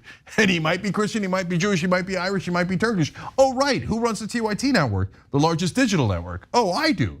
And I Muslim by background, okay? So what happened? Oh, the Jews run everything. No, they don't, It's just not true. Can you find 1 or 2 Jewish people who have found success? Yeah, of course you can. But you could find just as many Irish guys who have found success. And the list goes on and on of all the different races, religions, and stuff. And guys, I've been at the very top of the different media circles, and I'm here to tell you, the room is filled with Christian white males. But at the same time, that doesn't mean, the goddamn Christian white males. No, it just means that's how history and facts just got into a situation where in this country, that's who runs it, right? You know who runs the media in, let's say, Saudi Arabia? The Muslim media mafia, because it's predominantly Muslim country. So Muslims own the media, and here predominantly Christians do. It's not evil of Christians, it's not nefarious of Christians, but it certainly isn't the Jews, and none of this crap is true. And as a Muslim, by the way, all the way back to the 1980s and 90s, because this stuff's now starting to connect to Farrakhan, and it was only a matter of time before it would. I went, when I used to believe in Islam, and I listened to Farrakhan, and he gave this speech, and the first half of the speech was actually amazing. So I'm always honest about it, right? So I listened, and he's all about black empowerment, and the way that he explained it made a ton of sense. And I was like, oh, hey, maybe people were unfair to Farrakhan. Then he goes to the second half of the speech, and he's like, the goddamn Jews. I was like, no, they were not at all unfair to him. He says it, he said it 1 billion times. You know why? Because he's also a dumbass. Okay, that's my take. Avi, what do you think? No, I just think, if you want to be a free thinker, that's fine. But remember that you are representing an organization ultimately, and there are people who look up to you in your opinion. And I think maybe that's where Kyrie is missing the mark, right? So he didn't communicate with anyone about apologizing. He made everything go through his agent, which kind of shows where he was emotionally with this, if he really is apologetic. He had multiple opportunities to say verbally, I apologize, I'm sorry. That's what people were looking for. But he took his time to not do that until after he got reprimanded for it. And so I think that is a larger scale issue, because now you build this media frenzy around these thought people, right? People who are free thinkers, who are going to buy into this conspiracy even larger and say, see, that's what happens when you speak out or you hold your own or whatever the case may be. And the reality is, no, your comments were just irresponsible. Sharing that a post was irresponsible. It has now made so much money on Amazon. I believe it's like one of the #1 selling movies on Amazon right now. And it's all around this energy that you have created. And it's really bad timing when you think about the fact that we are in the middle of midterms, right? Right around the corner. And all we need is to rile up this base who really believes in these type of things. So I just think it was irresponsible 100%. And that's what you get. Enjoy your time off. Sure, your time by the way, off. I don't even like apologies. Apologies that need to have some understanding as to why you have to apologize. For him to just come on, even if it was 6 days ago, oh, I'm sorry. cares? I don't care. Do you understand what it is that happened and how this affects other people? And in fact, the reasons why so many people were upset, because he thinks people are upset at him because they're looking just push back on his high intellect. And the fact that he researches and knows all this stuff. He was offended someone was challenging him on the things that he believed and didn't want to have to give any room. That's what a lot of people in this country do. So it's contrarianism gone wrong. It's to the wall contrarianism. And until someone actually gets to that point of forcing it to happen, he wasn't willing to do so. And by the way, why is it still up on Amazon? Because look who's making money off of that. Yeah, by the way, I mean, we should also be protesting Bezos. It's true. Because I have heard people in my life saying like, oh no, it's an Amazon movie. Not about that movie, but about other movies that were wacky. They're like, no, it's an Amazon movie. No, it's not an Amazon movie. It just happens to be on Amazon. But Amazon, you also got to regulate yourself, right? And guys, so sometimes people say, well, you know, this is not, this shows that the Jews are very powerful because when you say terrible things about them, there's consequences. So, and they let people say terrible things about other people. Well, they didn't let anybody say anything. But should we all push back against all forms of racism, bigotry, etc.? Of course. It does. When you point out anti-Semitism, that doesn't mean that you shouldn't also point out racism and bigotry. And for example, and by the way, when Trump wanted to ban all Muslims from the country, corporate media didn't care at all. They said, mainstream media was like, oh, okay, 50-50, I can't tell. Should we ban all Muslims or should we not? I wouldn't want to offend any Republicans. Well, how about them offending us, saying we should be banned because of who we are? But they didn't give a damn about that. But you could point that out as well as pointing out the anti-Semitism. And by the way, you know who helped most when Muslims were attacked? The Anti-Defamation League. So that's a Jewish organization that said not on our watch. So if you're real brothers and sisters here in America, you fight for one another, not against one another. So I'll believe Kyrie Irving is genuine if he actually shows anything. And guys, if you claim to be an independent thinker, you got to actually come with facts. So you say, hey, I'm an independent thinker, like we say here. We're against corporate media, and we come with facts. We say, hey, they don't talk about the corruption. Here's $1 billion in campaign contributions, and we think the $1 billion might affect the politicians, right? That's a fact. That's an interesting fact, and you can make up your own mind. Corporate media says, no. They don't care about bribery. The politicians are so honest and wonderful, right? Okay, then you can make up your mind. But Kyrie Irving comes in with, yeah, all the doctors, they say it, but again, Bob and my neighbor are against it. I'm an independent thinker. Are you? Because you didn't bring any goddamn facts at all. And the same thing here, of course, there are no facts here. They never have any facts. It's just hatred. How's this for a revolutionary idea? We stand up against hatred in all its forms. Crazy. Wow. Oddly, Cenk, last thing here is what we did discover, and maybe other people just not figured out. You know who runs the media is corporations. Exactly. Right? Exactly. Now there's an independent thinker. Okay. Just them. Let's take a break though. When we come back though, we do have a story of Republicans that have finally begun to admit exactly what the scheme was as far as calling that election stolen and how many of them really believe so. Dan Crenshaw is in the forefront of that, or is he? We'll do that. We'll do a few of these comments as we take this break here, you guys.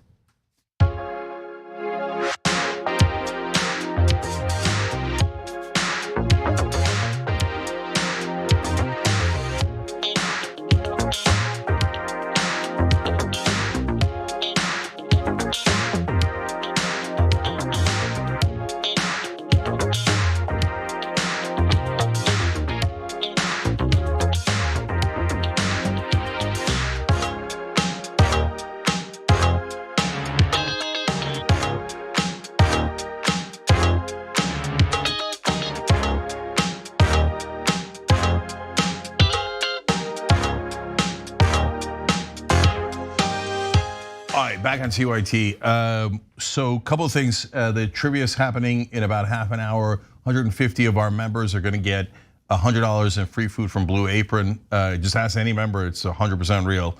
And in fact, somebody else wrote in. There's now 1 million comments. I can't find any of them. Okay, but one of the members wrote in and said, no, the credit card information they do ask you for, but you could just skip it. You don't have to put it in. It's not mandatory. So that was the issue that another member had brought up. Okay, also midterm elections on Tuesday night. We're doing an election spectacular. Tell all your right-wing friends, okay? Joe, I can't wait to see the meltdown. So me, Anna, JR, John, Nina Turner, Rashad Ritchie, David Schuster, Michael Schur, Jessica Burbank. But that's not all. We have guests too. Representative Ro Khanna is going to join us. Actually, brave, smart, progressive congressperson. And someone in a different category, Matt Gaetz, is going to join us on election night. So that ought to be very interesting. So he'll be on in the hour where me, Anna, and Nina Turner are on. So that conversation, buckle up, brace for impact. Okay, we're doing a campaign on legacy admissions. We should ban them. The right wing says, oh yeah, poor minorities, they get too much of a break in this world. So let's end affirmative action. Okay, that's an interesting point. I think affirmative action is a debatable thing, but you're gonna ban legacy admissions too, right? That's when Papa went to school and then you get in because Papa went there. That's 45% of the admissions for the top universities. It is a much larger issue than affirmative action, but since it affects the rich, nobody talks about it except us. Hashtag lose the legacy and add the tag at TYT Nation, okay? Make sure you get that out there as the Supreme Court is considering it. I mentioned Nina Turner, make sure you're signing up for that. YouTube.com/OnBossTYT, that's our new show on the TYT network. And then JR's show, of course, is YouTube.com/WatchlistTYT. That's noon Eastern, 9 a.m. Pacific. That leads our coverage. It's the first show on our network. Now let me go to member comments. Connor writes in, happy Friday, TYT. Up at the hospital with my wife and my one-day-old son. Oh, congrats, Connor, you're awesome. I can't wait until we're home and watching TYT together. I love you guys. P.S. A couple of doctors in the elevator gave thumbs up to my TYT hoodie. Progressives are everywhere. That's 100% right. As I've been saying throughout the week when I went back from New York. You walk the streets of New York and you'll see everybody watches TYT. Okay, go. In one night, I was in a TYT hoodie and shirt, and somebody said, "Hey, are you going as the Young Turks guy?" Well, kind of. So, Crazy Lidasia writes in, on an increase in Social Security payments, LBJ said, "You can't treat grandma this way. She's entitled, and we promised it to her." It's a direct quote, and absolutely right. I love that. Jenks mocking of them whining entitlement is on point. It's how they change the meaning of the word. Ian says, J.R. Jackson, the hardest working man at TYT. A lot of truth to that. Old Dirty Pastor says, Cenk is seriously the best. I don't think it gets said enough how hilarious he is. Oh my God, I am tempted to give you $100 for that. If it's said twice, it's said too much. Anyway, I love you for it. We'll be back.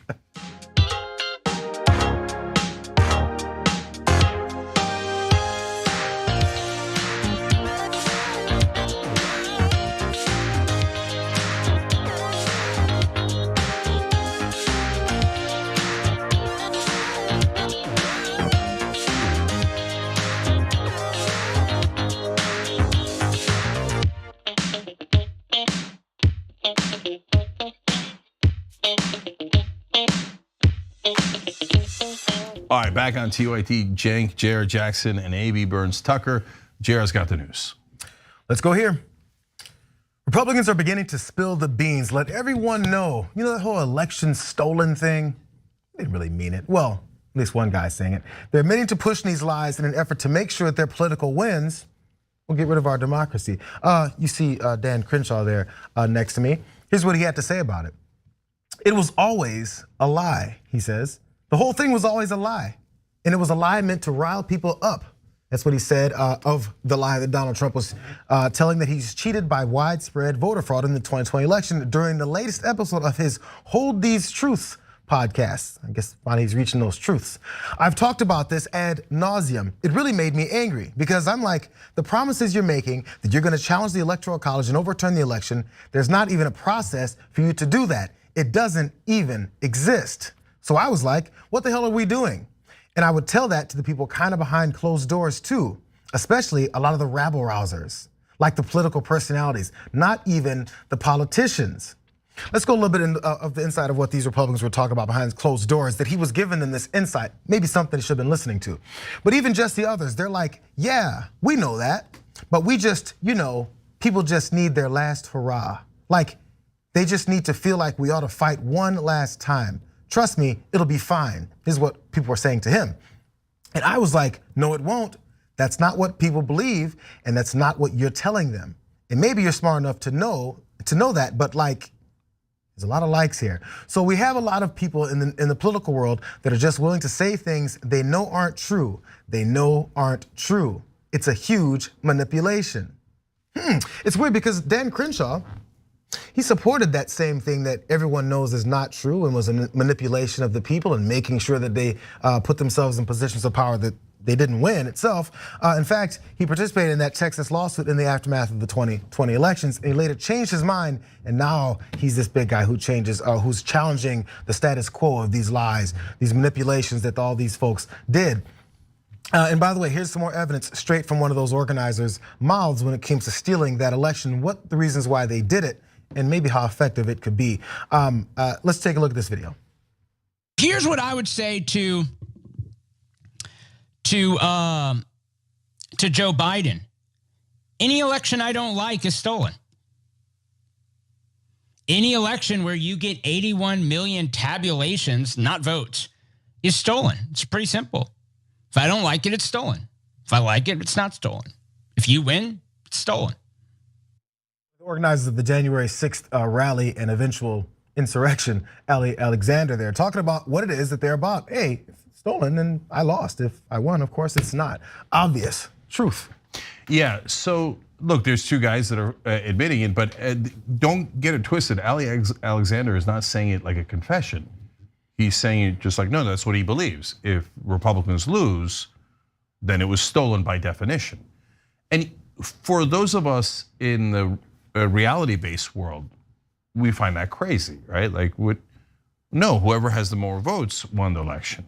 But I'm trying to get people to understand how right-wingers think, okay? So the right wing doesn't think, oh, democracy is sacred, our Constitution is sacred, America is sacred, and whoever wins, wins, and that's really important. No, they think, no, power is important. How I get to power is irrelevant. If you tell me I'm gonna get to power through democracy, then great, I love democracy. If you tell me I can't win in a democracy anymore, then I'm gonna destroy democracy, and I'm gonna say any election I don't win is stolen. He's just flat out saying it, right? That's, again, one of the organizers of January 6th. So I'm gonna get power either way. I don't care about your stupid democracy and your stupid constitution. That's how a right-winger thinks. They think about power. I know it's hard for you to understand if you don't think that way. But to them, power is the goal. The way that you get there is irrelevant.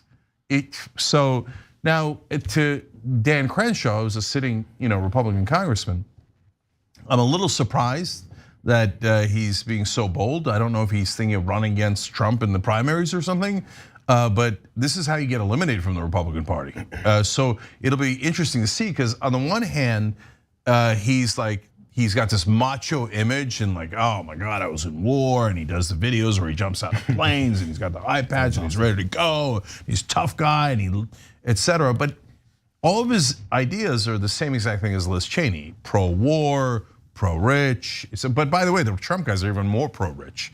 So that's the one thing that they share in common in the Republican Party. And no matter what faction they come from, they're like, remember everybody, the rich should rule us all, okay?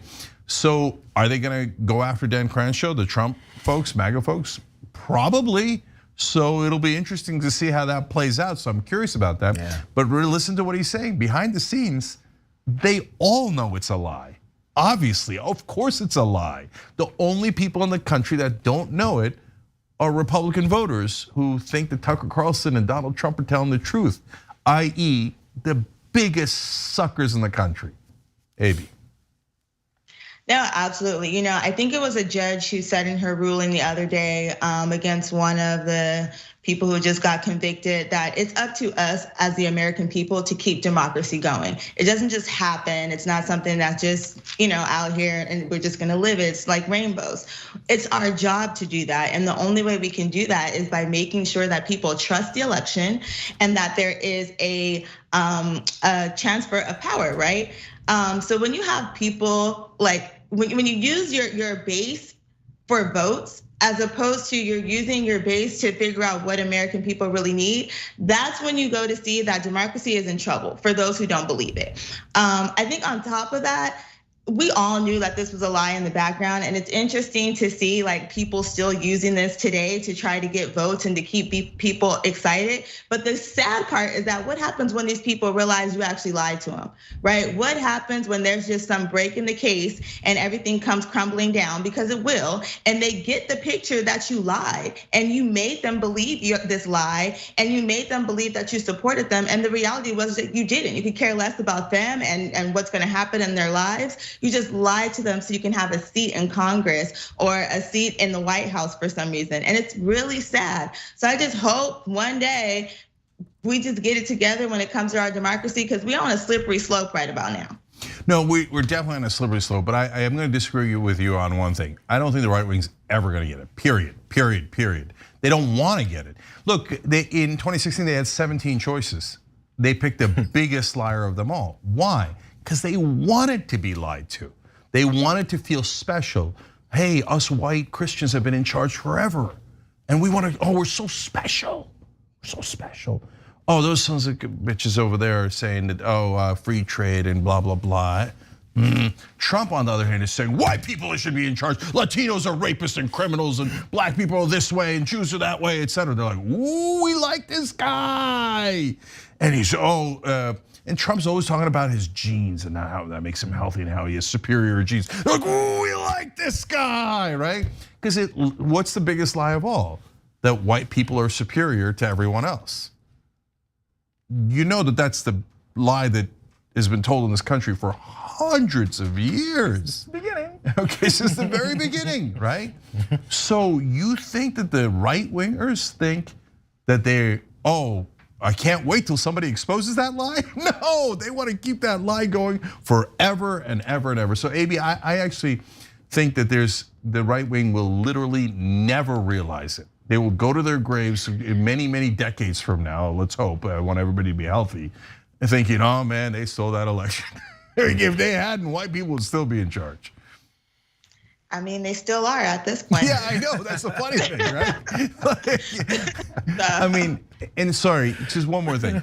If Obama had said Trump didn't win the 2016 election, Hillary Clinton got 3 million more votes, which by the way is true. Trump won the Electoral College, right? But he lost by 3 million votes. If Obama said, I'm not sitting Trump, the vice president apparently has all the power. That's what Trump's theory is.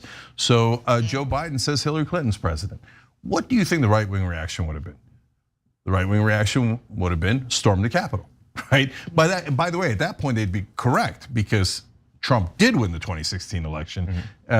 We don't like it, but the Electoral College is the law of the land, right? Unlike the right wing, we believe in rule of law and we believe in the United States Constitution. So we don't think Obama should have done that, but if he had, they certainly would have stormed the Capitol. Trump lost the 2020 election by 7 million votes and he lost the Electoral College, and they're like, screw it, storm the Capitol anyway. Okay, because that's their answer. Violence has been the other answer for white right-wingers, not all white people, white right-wingers. My last thought here, many of these folks that are leaders in the Republican Party, conservatives here, they're that same kid that used to play kickball in elementary school, and then after they got the third strike and they whiffed on the ball again, they said, no, the rules are I get 4. Then they come back and try and do it again. And when someone else steps up, you only get 3. The rules only apply to them. They just never grew out of that from 2nd grade. And now violence is the way that they're trying to make sure that that gets implemented. Donald Trump is the leader of that entire group, and apparently Darren Crenshaw wants to maybe point that out. We'll see how that goes. Let's take this next break. Yeah, we got to take the next break. After we come back, though, a few of the comments from Jake's gonna read, but also there's some survival kits that are only for patriots. If you're a patriot, you can be suckered into this too. We're gonna do that. We come back.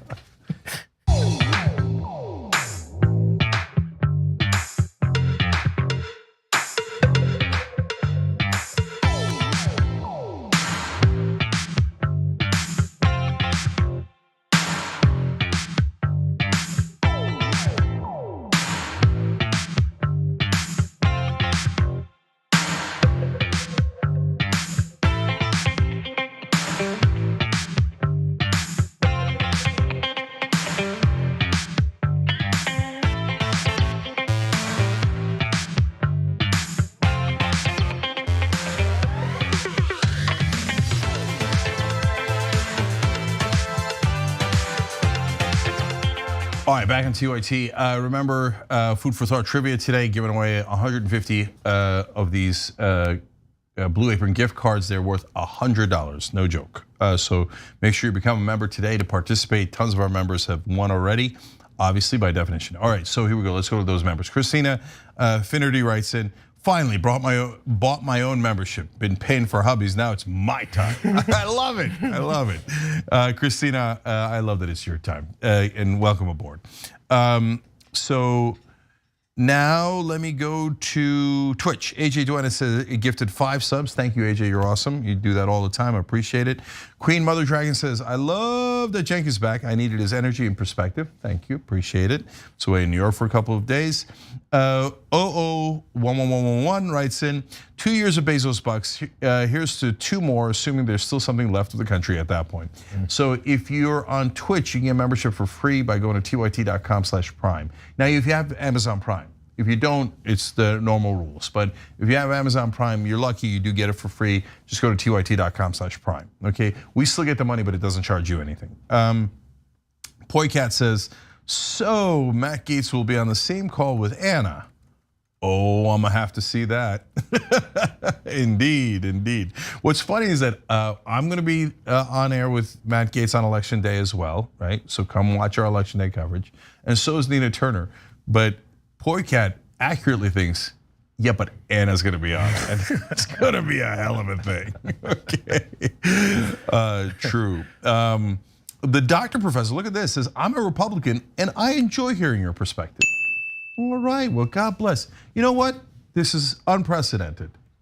I'm giving a Republican $100. Okay, you're gonna get a Blue Apron gift card. You know why? You gotta be a member, but if you're a member, you're gonna get one. Email rewards@tyt.com, they'll verify, okay? The reason is, I'm giving it to you for being open-minded. I love that you're here and you're hearing us out, and as you'll see, if you get past the politicians, we actually agree on a lot of things. Most Republican voters hate corruption. We hate corruption. So way to have an open mind, I love it, okay? Grandpa Dragon 1953 says, take away my Social Security and I'll be camping on the steps of the Capitol. And you can take me away every day, but I guarantee you I'll be back every time to pitch my tent again. I paid in for 50 years and I'm gonna get back my money. There you go, that's right, okay? And Punk on a Bike says, why doesn't Manchin just join up with Tulsi Gabbard and leave the Democratic Party? Because that wouldn't be as effective. Tulsi's dumber. She gave away the game. Manchin stays within the Democratic Party and destroys it from within. That's much smarter, to be fair. Tom McElbow says, consider the number of times Cenk has written things down in stone. He must have quite a collection of stone tablets in his backyard.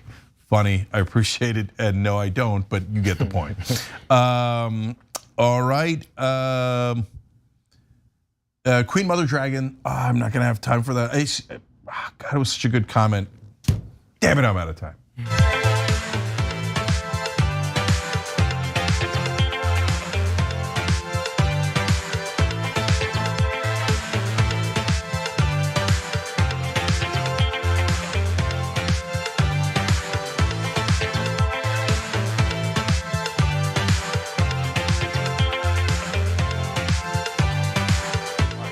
Jared Jackson, A.B. Burns Tucker, back on TYT. We have such little time, but I'm gonna read this comment because I love it so much.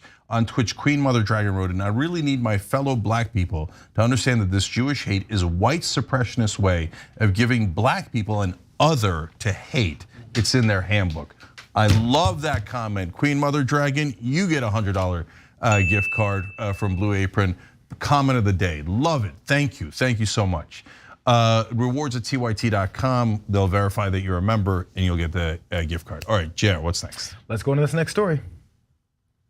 Look, we are living in chaos right now. I think it's fair to say. And hopefully Tuesday fixes that. But look, I'm telling you, if Republicans win, how are Democrats gonna react? I don't know. We gotta make sure you're prepared. You gotta make sure you're prepared for bedlam. Make sure you're prepared for whatever might happen. Charlie Kirk is preparing for bedlam, chaos. Actually, the end of chaos come Tuesday, only if this election goes this way. You never know what these Democrats are gonna do considering the recent history of, Republicans trying to take over the country, trying to run up on the Capitol. Either way it goes, it doesn't matter. What Charlie Kirk is actually doing, badly, I guess, is selling this. You gotta make sure you're prepared for bedlam. Make sure you're prepared for whatever might happen. and that is preparewithkirk.com. And you'll save $250 off a 3-month emergency food kit from My Patriot Supply, the nation's largest preparedness company. Do you have a stockpile of emergency food? If the unthinkable happens, if not, now is the time to get emergency food for you and your family. Look, you got to check it out at preparewithkirk.com. That's preparewithkirk.com. Lowest price in 3 years. The significance of this election is very important. As a matter of fact, what you have to do is take a look at this first graphic, you guys. This is how you're gonna save yourself. This is how the country's gonna get saved. Just spend, $647 off the discount for a 3-month emergency food supply. You get all of this garbage food. In fact, the deal is gonna end soon. Maybe I should read this promo like Charlie Kirk was. Either way it goes, here's some of that delicious, well-sustainable food that you're gonna get. Some disgusting looking home potato soup. Looks pretty lumpy. Some cheesy broccoli soup, some chili mac, really? And some loose, liquidy spaghetti, just in case you want to survive the Armageddon. There's more though, in case you want some breakfast, maybe some dessert. You got Maple Grove oatmeal. There's some kind of orange drink mix. It's almost see-through. And banana chips, powdered whey milk. This is gonna get you through this entire devastating session we're gonna go through. Unless Republicans win on Tuesday. It makes me wonder, does Charlie Kirk want Republicans to win on Tuesday so that chaos will end? Or does he want them to lose so he can sell more of these garbage packages? Exactly, JR. Ding, ding, ding, ding, we've got a winner, okay? So this is Alex Jones' old trick, okay? My God, the planet's gonna burn down. We got gay frogs. We got people eating child's brains. Okay, you gotta buy all my stuff to survive. But survival kits comes at number 3. In Alex Jones's bag of goodies. Number 1 is penis pills. Gotta survive somehow. Hey man, I didn't make it the number 1 bestseller. Okay, right wingers made it the number 1 seller on Alex Jones's site, okay? But number 2 is way sadder, brain pills. Those ain't working either. Yeah, I know, but that's the thing. See, this is a little bit of capitalism, right? So capitalism has a niche for everything. So what Alex Jones and Charlie Kirk and Tucker Carlson have discovered is if you target the lowest IQ people in the country, they're the easiest to trick. And then you sell them brain pills because they're worried that they need it, right? And you sell them penis pills because they're worried they need it. And that way you make a killing. And Alex Jones did. I mean, you saw in the courtroom, he's making, one of the documents said 56 million a year selling these brain pills, et cetera. And then, but there is a super dangerous part of this. I mean, look, it's funny, of course, because Charlie Kirk's like, okay, because of the elections, you have to buy my chocolate pudding. Okay, so for rational people, that doesn't make any sense at all. But remember, they're not targeting rational people. They're purposely targeting the least educated people in America. But in order to sell their products, they have to get you to believe that we're on the edge of apocalypse. And what he's saying, this is the dangerous part. He says, now remember, if the Democrats win, obviously we're going to have, Democrats say they win, we're going to have a huge uprising. Well, who said that? You said that. So he's trying to get his audience to cause the uprising like January 6th. And in that panic, he'll be able to sell more survival kits. He's literally incentivized, financially incentivized to cause vigilante violence, rioting, insurrection, and to make sure that his audience doesn't believe in democracy. And if the Democrats win, that they riot and cause mayhem and civil war. So that is a very dangerous business model, maybe. The only thing these people are about to survive is equality, okay? So with that, you can go have a nice meal at Applebee's because that food does not look appeasing at all. You should be quite concerned for your health if you decide to purchase it. I would be scared, and I don't think it's gonna give you enough fuel to fight if that's what you guys are about. But at this point, it's like the rhetoric is played out, and it's unfortunate that they are making all this money off of people who are already complaining that they don't have money, that they don't have resources, that they're not being helped, right? That other people, the others are getting ahead of them. And you are taking advantage of these people and their fear. When the reality is, if the Democrats win this week, they will have more options because at least the other side, they have a plan. They have a plan on how to stabilize the economy. They have a plan on how to save our earth, right? All the right wing is doing is pointing, and then making y'all buy their merch. They have brought y'all nothing. So that's on them. I hope nobody buy them kits though. So them kits are expensive. They're on discount though. Do he take EBT? But by the way, though, AB makes a great point because actually, in reality, millions of people have bought survival kits from Glenn Beck, Alex Jones, Charlie Kirk, etc. And if you already paid all that money like a sucker for 3-month-old spaghetti, then you're gonna want to start a civil war so you can get your money's worth out of your survival kit. Like, so it's a double whammy. It's similar for all these things. Look, people stockpile their guns. They gotta make sure they use them. Every once in a while, you're like, oh man, I haven't shot anybody. I need to shoot something. I got 15 guns in the garage. So you have to utilize your stuff. So yeah, honestly, and in this scenario, whether or not Republicans or Democrats win, they can still claim Democrats won, chaos. Republicans won, here come the violent Democrats, chaos. So no matter what, there's an incentive to sell. Capitalism. We have time? Yep, let's do it. Let's shoot to this next story, you guys. Let's talk about Zaya. She came out as transgender, I think a little over a year ago. I mean, and I think that just was eye-opening for many people to see how the two of you would handle it and how the difference that she's made in your life. You said she has been your greatest teacher. How so? She was my greatest teacher before I knew, before she came home and said that she was transgender. And it was just the way that I was raised. I was raised like, man up. And once I got around Zaya, I couldn't. Something inside of me, I couldn't even like punish her, right? And so she started teaching me that it's not one way, Dad. Like, I'm not Zaire, Dad. Yes. You actually have to parent me. You actually have to get to know and learn. Was that hard for you, Dwayne? Was it hard to make the adjustment? It wasn't hard to, because I love her. You know, my wife was very important. Her care with Zaya. Her hand on Zaya was way different than mine. Yeah. And so I learned how to be, a little bit softer. I learned how to not come in with so much aggression and over talking. I learned how to sit back and actually listen. Retired NBA star Dwayne Wade there does a lot of those kinds of interviews, talking publicly about his transgender daughter, Zaya, and the struggle she's going through and actually presenting and him learning about how to parent her better. A lot of those things are happening, but one of those parenting moves that he's making is earlier this year, he did file a petition to legally change her name and assign gender on her birth certificate. He mentioned his wife. He's talking about Gabrielle Union. His ex-wife, the mother of his child, is objecting to it. Here's a couple of those things in her documents, legal documents, objecting to this. Her name is Sivan Funches. In Funches Wade's legal document dated October 31st and filed with the LA County Court, she requested her child, who's 15 and a half, be given the opportunity at the age of majority, which is 2.5 years away, to make this monumental decision for themselves. Funches Wade claimed in court documents that Dwayne Wade did not consult her about the decision to legally change their daughter's name to Zaya. Funches Wade alleged that her ex-husband told her in April of 2022 they would make Zaya famous with this name change. That's according to Entertainment Tonight, which obtained a copy of this. She said she is concerned that our child is being commercialized at a young age and is also worried about the uncontrollable consequences of media exposure. I have concerns that Dwayne may be pressuring our child to move forward with the name and gender change in order to capitalize on the financial opportunities that he has received from companies. Now, Dwayne Wade did respond. He talked about how she's an absent mom. She doesn't show up for many of these things. And he came out very fiery, very angry, and said there's so many things that his daughter has been going through that he says his ex-wife is not dealing with. It's become a public spat, and it's pretty uncomfortable. And honestly, the daughter is the one that's catching, I think, a lot of this attention.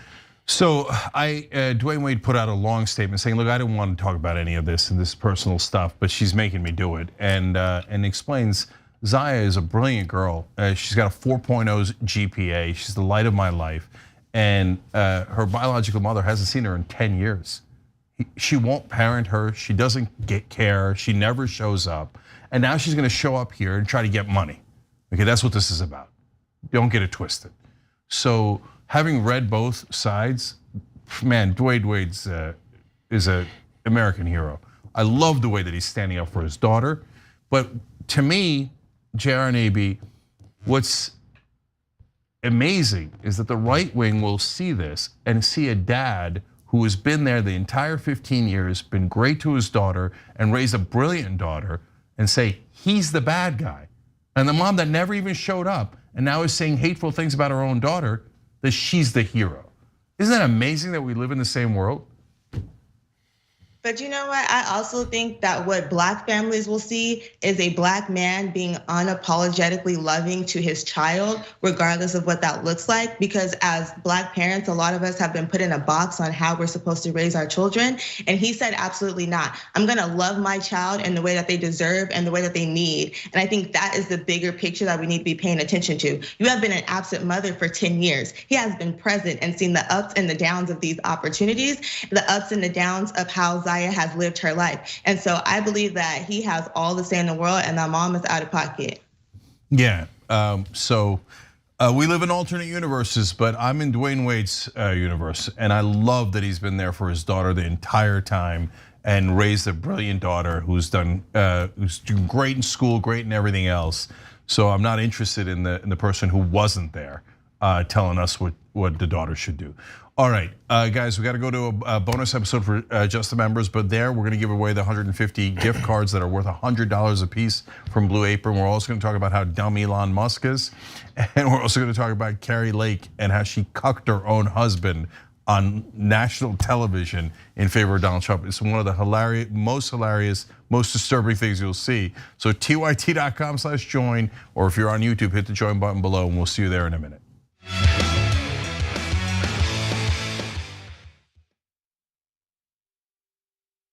Indisputable has been named the fastest growing news TV show in the United States of America, compared to all shows on CNN, MSNBC, Fox News, and roughly 30 others. What do we do on this show? We tell the truth. You know why we tell the truth? Because the truth is simply indisputable. Donald Trump radicalized citizens. He's the chief terrorist. Republicans still want you to think that critical race theory is the greatest evil that can happen in K-12 education.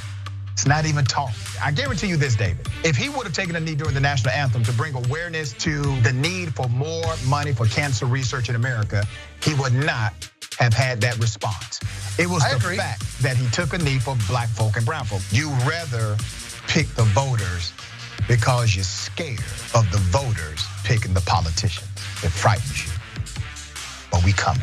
When you are in a privileged position, equality